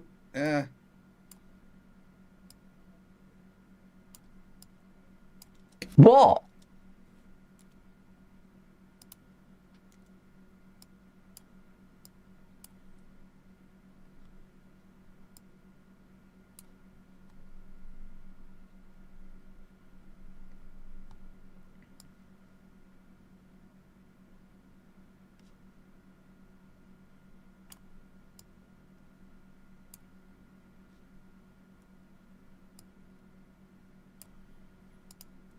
Needs to be snappy, snappy, snappy. You think? CC, gosh darn it. Oh, for smack's sake. What? Nothing. I'm just watching a man bring a Nerf gun to a rage fight. Carry on. We've got CC7. There's only 2 more CC clips. We've got this and then the classroom segment, which I need to put the graphics on. I've already made the graphics, I need to add them. So what we got? CC7, which is here. I think that's the longest clip of his.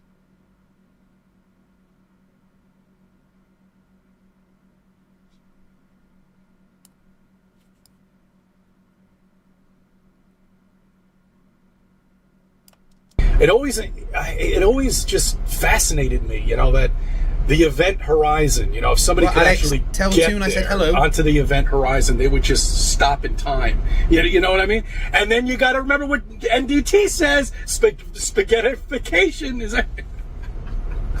It's such bullshit. Bullshit. It's all a lie. It sucks. Everybody, you've been lied to the day you were born. Stop.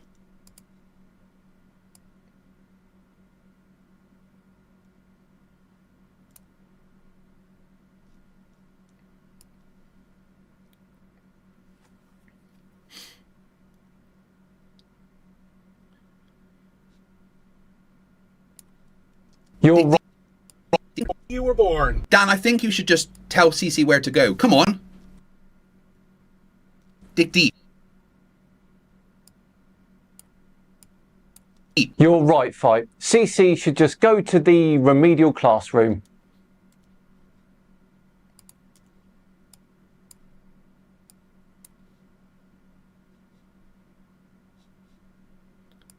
Okay.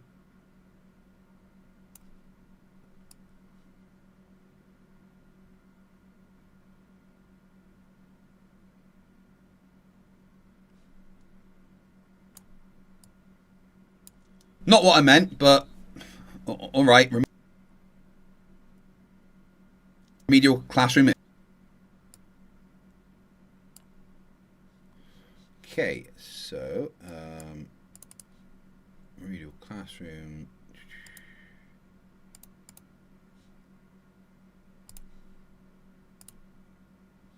Go there.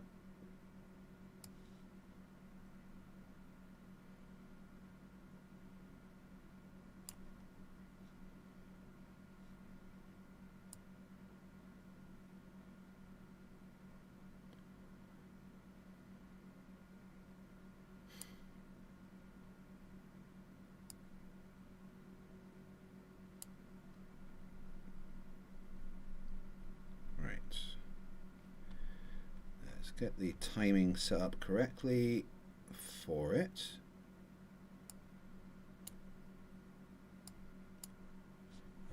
We're going to put a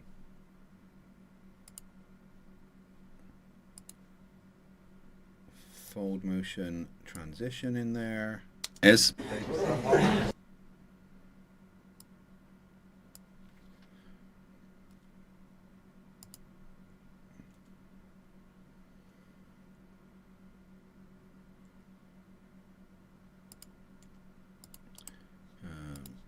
of the old voiceover that's on that one. Put a little audio drop on there. So there. Let's just say negative 5.5.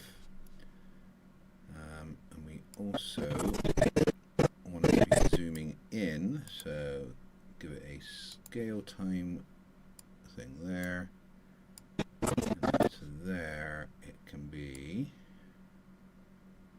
oops, that's wrong.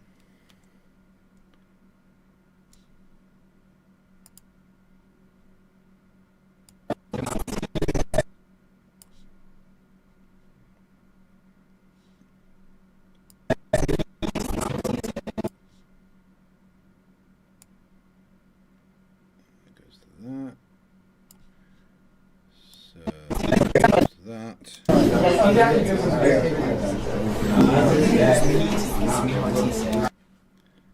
Okay, and then Dan starts talking.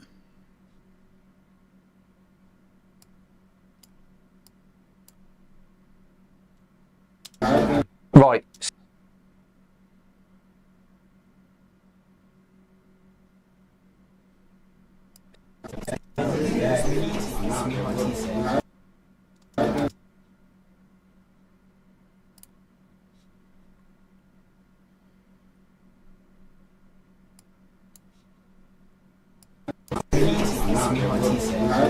Right, settle down.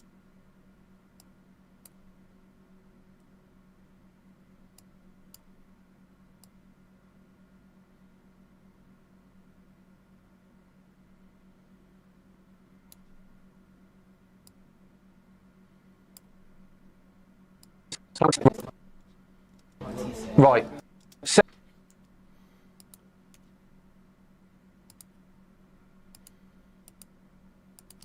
I'm going to unlink that so we can get rid of that little bit there.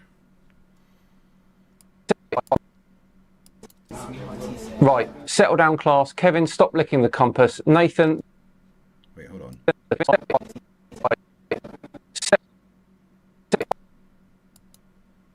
148. So why is that not 148? That should be 148. Down, class. Kevin, stop licking the compass. Nathan, the globe is not attacking you. And whoever wrote gravity is density on the desk, congratulations, you failed before we've even started. Right, so media browser. Oh no, hold on.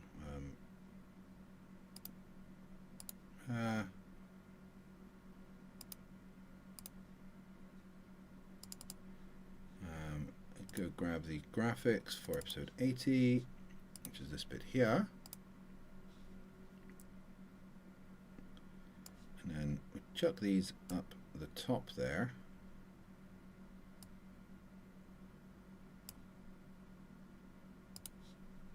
Just get it down to match. We need to get rid of that green. So we go into effects and we look for the Ultra key. Today, we're learning about spaghettification. Spaghettification happens.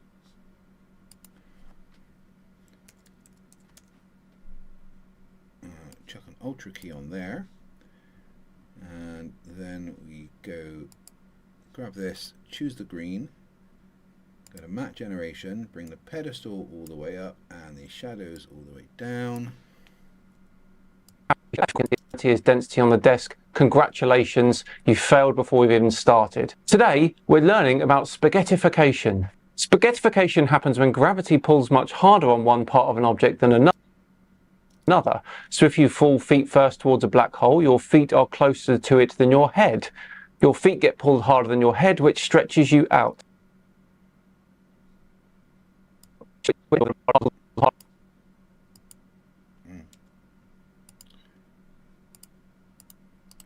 That needs to have a frame hold. Harder than your head, which stretches you out. At the same time, gravity squeezes you from the sides. I'm going to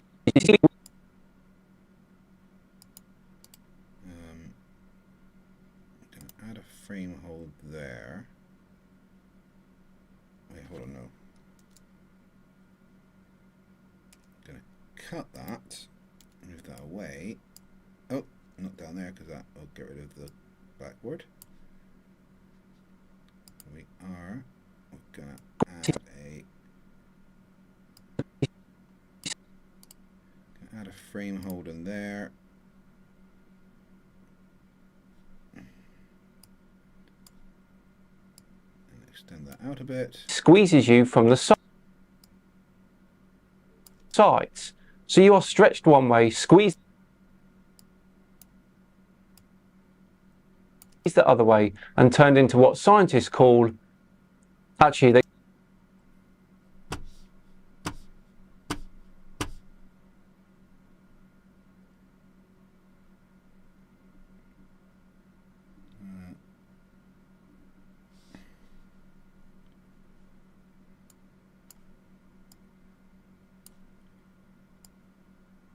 call it spaghettification because apparently even physicists occasionally have a sense of humour. This is caused by tidal forces. It's the same basic idea behind ocean tides on Earth, except the moon gently pulls water around while a black hole turns you into a cosmic tagliatelle with shoes. And then we'll add another frame hold to take it out to the end.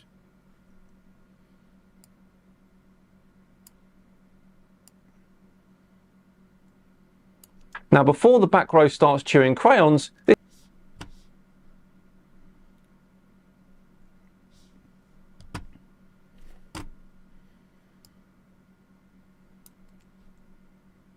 This does not mean gravity is magic. It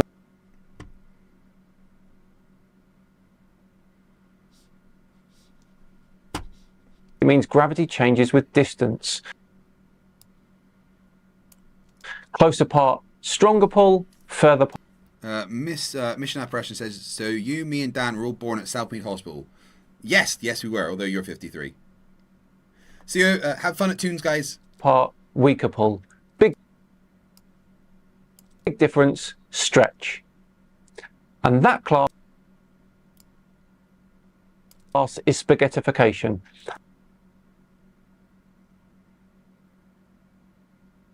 A real effect with a silly name, which is still better than having a silly idea with no effect whatsoever. Class dismissed.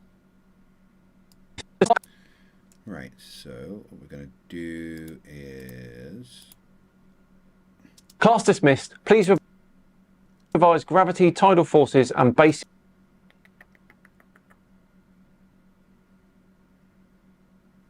not being a flat earther.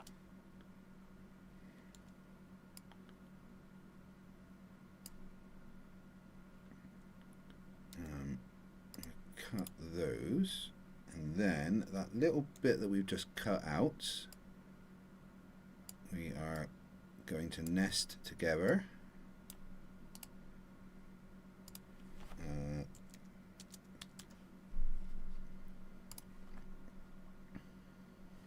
Get rid of that.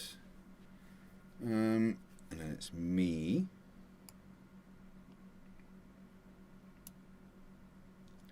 But we need the school bell sound effect.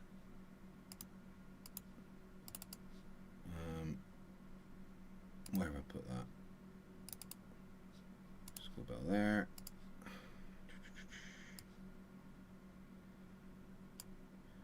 And need the level -7.5. Gravity, tidal forces and basic not being a flat earther.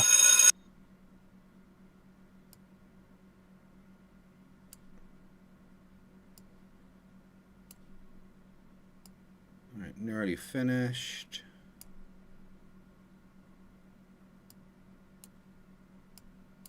Right, we want a fold motion.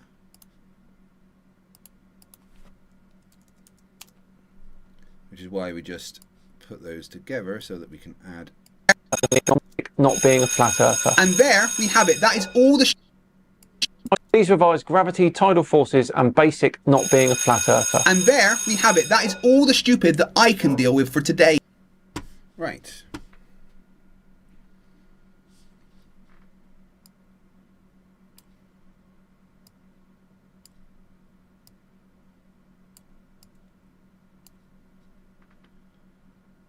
That was genuinely hard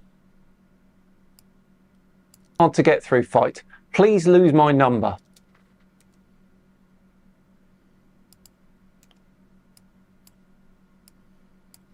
Okay. Nearly there.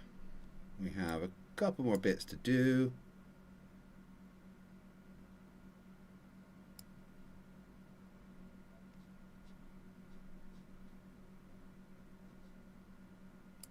I will absolutely consider pretending to do that. But before we go, Dan, I forgot. I've just got one more tiny clip of stupid that CC is going on about to show you.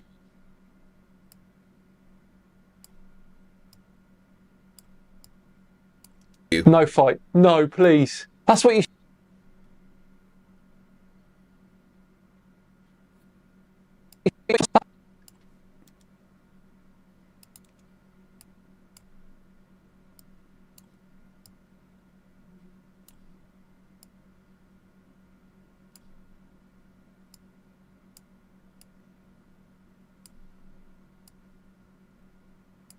It's only short. It'll be fine.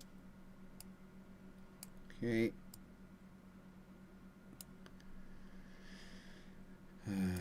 There. That's what you said about the last one.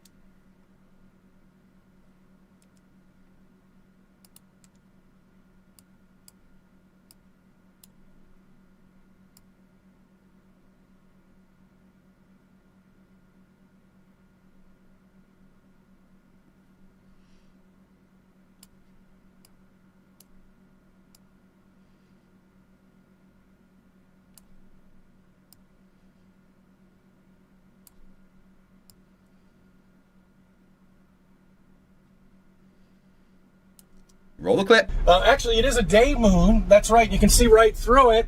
I love those.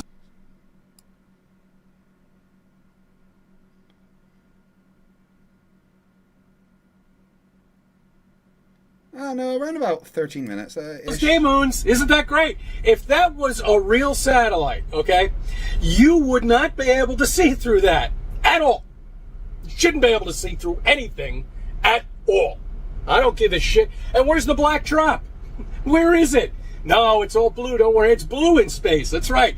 That's what it is. It's blue in space.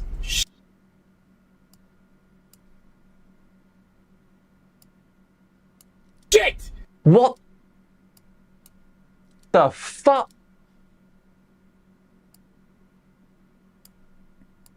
Fuck.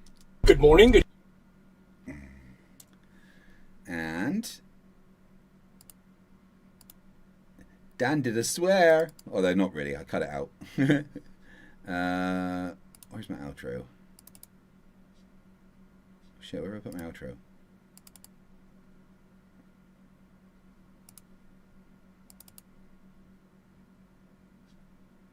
No, that's just Simon Dan outro. Fuck.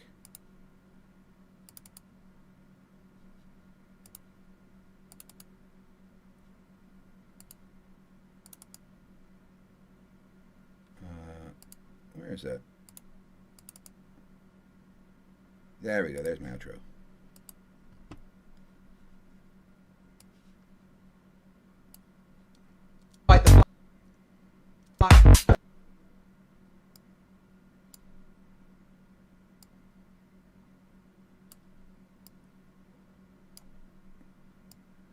Alright, so let's see how that plays off. In space! Shit! What the fuck? Fight the flag.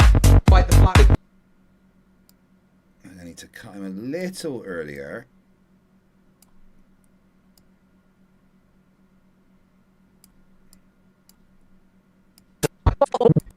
Shit! What the fuck? Fight the flag. Fight the flag. Craig. Oh, wait, hold on. There.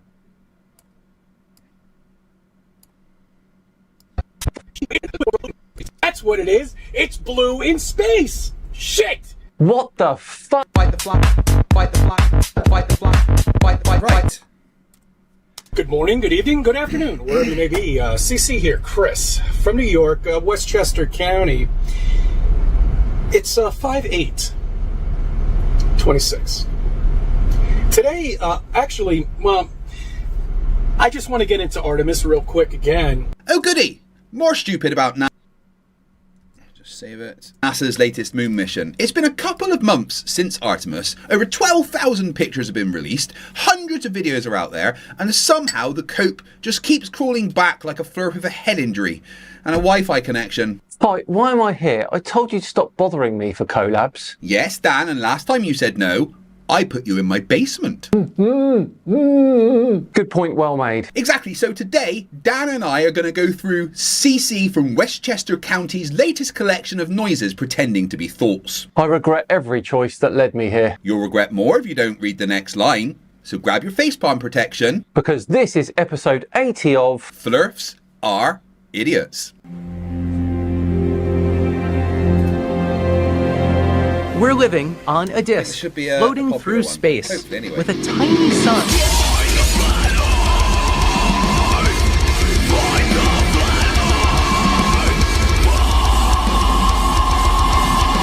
Welcome back to the channel that does to stupidity what A-Train did to Huey's girlfriend. Merch Billy.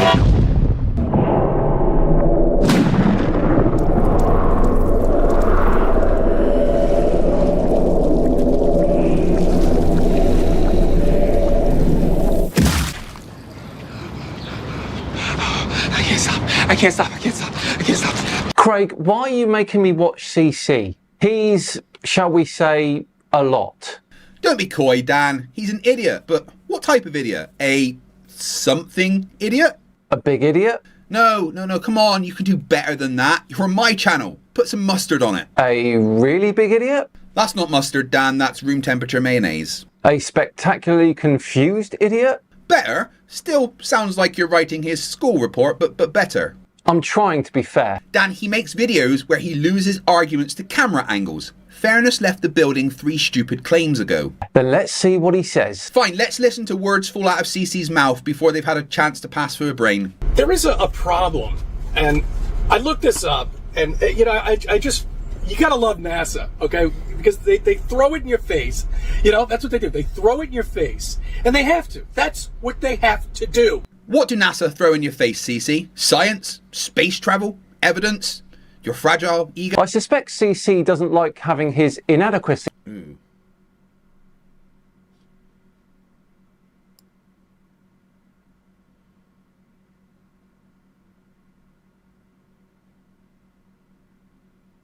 cut off my line too early there.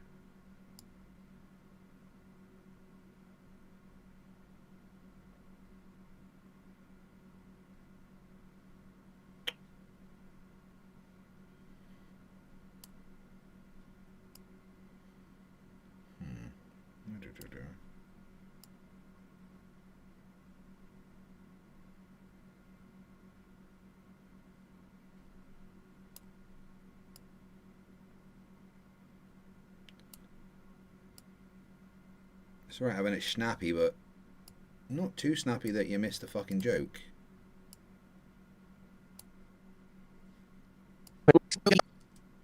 Ego? I suspect CC doesn't like having his inadequacies shown to him. Exactly. See, that's the feeling, Dan. That's frustration. That little bubbling rage when someone says something so stupid it makes your GCSE science teacher cry. Let it out, man. Goodness, he's annoying. Goodness. Brave stuff, Dan. Really went for the throat there. I thought so. Anyway, before Dan hurts someone with a strongly worded email, let's continue. They've got to throw this shit in your face for them to feel better about themselves. Because they're all lying about this. Every single day they've got to live this bullshit lie. NASA currently employs around 18,000 people, and since 1958 has employed somewhere in the region of around 100,000 to 150,000 people. And CC thinks all of them are lying and keeping the same secret. It baffles the mind, doesn't it, Dan? CC is so deep in denial that he'd rather believe roughly 3 times the population of Greenland are all keeping the same lie, and not one of them revealed it. Not even on their deathbed. It is rather absurd. Rather absurd? Dan, this is a conspiracy so stupid it needs floaties in the shallow end. Doesn't it make you want to say something stronger? Yes, he is a plonker. A plonker? A significant plonker. Oh, good lord, this is going to be harder than I thought. What is? Nothing. CC's brain. Continue. So, the amount of air that it takes to live in space for 10 days in a little car, smaller than this probably. I don't know, this is probably a pretty good size. You can fit 4 people in here, no problem, right? Yeah, actually quite comfortable, I think. Put a bed right there, a couple of beds. Put the hole in the ground for the toilet. Yeah, I think that'll work well. That should be nice. 10 days. You know how much air they would have to bring with them? That's right, 33.6 kilograms. See, you gotta love NASA. Thank you for that number, NASA. I really appreciate that. That's great. For decades, we've been able to manage cabin air, CC. You scrub out the CO2, filter contaminants, control humidity, and top up oxygen as needed. This isn't wizardry. It's life support. Exactly. Orion's environmental control and life support system circulates the cabin atmosphere through repeated processes, removing CO2, filtering trace contaminants, and managing humidity to keep the air breathable. Wait until CC finds out about submarines. HMS Vanguard, the lead boat of the Vanguard class, once spent 205 days underwater before returning to Faslane in Scotland. Apparently, according to CC, that must have just been Royal Navy magic. Perhaps he gets confused because he runs out of oxygen every time he tries to walk and talk at the same time. That's the spirit, Dan. A bit of venom in there. Lovely. I reckon you got enough of gear, though. I thought that was rather cutting. Dan, that was a paper cut with manners. You've been listening to the Flat Earthers for nearly 8 years, mate. Dig deep. Fine. CC is talking absolute nonsense. So close. To what? Nothing. Personal growth. Carry on. But first, let's make sure you guys help with this by doing something very simple. Make sure you've liked this video, you're subscribed, and you shared it with your friends. It helps the channel more than you know, and lets YouTube know that people are enjoying the video, which pushes its reach further. And I won't need to keep threatening Dan with kidnapping to help the channel. Anyway, let's get into the rockets. Once again, here we go with NASA and their Walt Disney World fakeness of bullshit. Rockets cannot work in space, okay? You cannot have a rocket with no air ignite. You can't do it. Now, I thought about this deeply, but you know what? I think NASA must have figured this out. As long as you ignite the rocket, stay with me here, okay? Now follow me on this. This is for the Globers, okay? Maybe NASA figured this out, that if you ignite it here on Earth and you keep the ignition going into space and you don't turn that rocket off, you got to keep it on the whole time, you can get into space with a rocket, I guess. Maybe that's what it is. That they did. They figured that out. They figured it out. Cavemen figured out fire. Why can't CC? Because he's a fucking idiot. Harsh words, Fight. Let's keep this educational, please. Oh, come on, Dan. That wasn't even that bad. And admit it, it felt a little bit good. Rockets work in space because they carry both the fuel and the oxidizer. They do not need air from outside the vehicle. Exactly. NASA didn't figure out how to keep a campfire lit all the way to the moon. They put the stuff needed for combustion inside the rocket. Fuel, oxidizer, ignition system, done. So yes, CC, rockets can burn in a vacuum because the oxygen needed for combustion is supplied chemically, not sucked in from the surrounding air. I wish flat earthers had a single spark in their brains, just one, like a tiny little ignition source, something to get the thinking processes going. At this point, I'd settle for a pilot light. See, that was nearly savage. Keep going, Dan. Let the rage cook inside you. No, I think pilot light was adequate. Coward. Anyway. Figured it out. As long as you ignite it here, you can go into space with no air, by the way, and zero gravity, by the way, and move around. Yeah, that's another thing, too. There's nothing to push off of, so where the fuck are you going? Don't worry. Don't worry. Fight, the stupid is too strong. I need a break. Back in 2 minutes. I will get him to swear. Well, look, another stupid ape with a plan. What's the matter, Craig? Not clever enough to do this video on your own? Pal, can you just, not today, please? I'm trying to do something here. Yes, I've been watching. Painfully. And we both know you're not smart enough to make Dan swear. He's not falling for it. You can't even explain Newton's law of motion. I was about to. Probably incorrectly. I am absolutely smart enough to do this, pal. No, you're not. Quit flapping your meat mouth and let the smart one in the room explain. You're in a monitor. And still somehow the smart one in the room. Rude. Newton's third law explains perfectly how rockets move without pushing off air. Inside the combustion chamber, fuel and oxidizer burn, producing hot expanding gas. That gas is forced out of the nozzle one way, and the rocket is pushed the opposite way. Action, reaction. Momentum conservation. Basic physics. Yeah, well, I could have explained that. Craig, I watched you burn a boiled egg yesterday. Cooking's hard. Being near you is hard. It's bullshit, guys, okay? It's absolute bullshit. If space actually existed, what a wonderful time it would be for humans, you know? If all of this existed, this Walt Disney World that they've created with planets and stars and galaxies and universes, you know, and black holes. I still love black holes, man. It is amazing. The fact that human beings have set foot on another celestial body is incredible. The fact that we've had people continuously living and working in space for decades is incredible. Honestly, I almost feel sorry for flat earthers. They don't get to join in with the joy of watching humans achieve extraordinary things. Don't pity them, Dan. That's how they get you. Get angry. Feel the stupidity burn. Let it flow through you. You're right. I am angry at the stupidity. Yes, good. Use it. Tell CC exactly what you think. CC Gosh darn it. Oh, for smeg's sake. What? Nothing. I'm just watching a man bring a Nerf gun to a rage fight. Carry on. It always just fascinated me, you know, that the event horizon, you know, if somebody could actually get there onto the event horizon, they would just stop in time. You know what I mean? And then you got to remember what NDT says. Spaghettification is. It's such bullshit. Bullshit. It's all a lie. It sucks.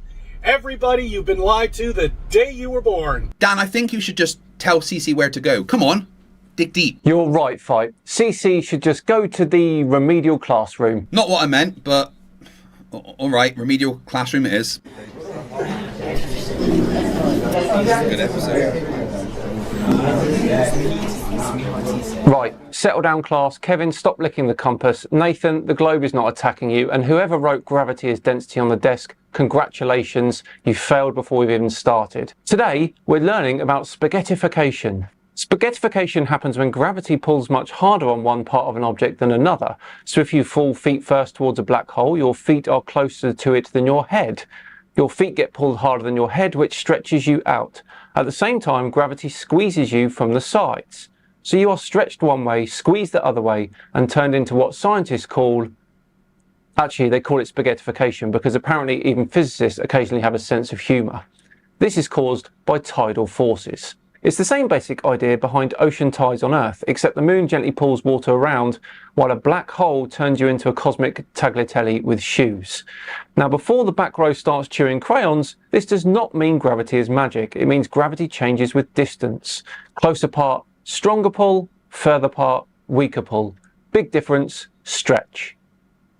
And that class is spaghettification, a real effect with a silly name, which is still better than having a silly idea with no effect whatsoever. Class dismissed. Please revise gravity, tidal forces, and basic not being a flat earther. And there we have it. That is all the stupid that I can deal with for today. That was genuinely hard to get through, Fight. Please lose my number. I will absolutely consider pretending to do that. But before we go, Dan, I forgot. I've just got one more tiny clip of stupid that CC's going on about to show you. No, Fight. No, please. It's only short. It'll be fine. That's what you said about the last one. Roll the clip. Actually, it is a day moon. That's right. You can see right through it. I love those day moons. Isn't that great? If that was a real satellite, okay, you would not be able to see through that at all. You shouldn't be able to see through anything at all. I don't give a shit. And where's the black drop? Where is it? No, it's all blue. Don't worry. It's blue in space. That's right. That's what it is. It's blue in space. Shit. What the fuck? Fight the fly. Fight the fly. Fight yeah, the fly. baby. Fight the fly. Fight the fly. Fight the fly. Fight the fly. Right, guys, thank you for watching. If you're not already, go and check out Toon. He's live now. And then in an hour or so, Sir Little Wolf. Remember, stupidity is not a right. Fight the flat earth.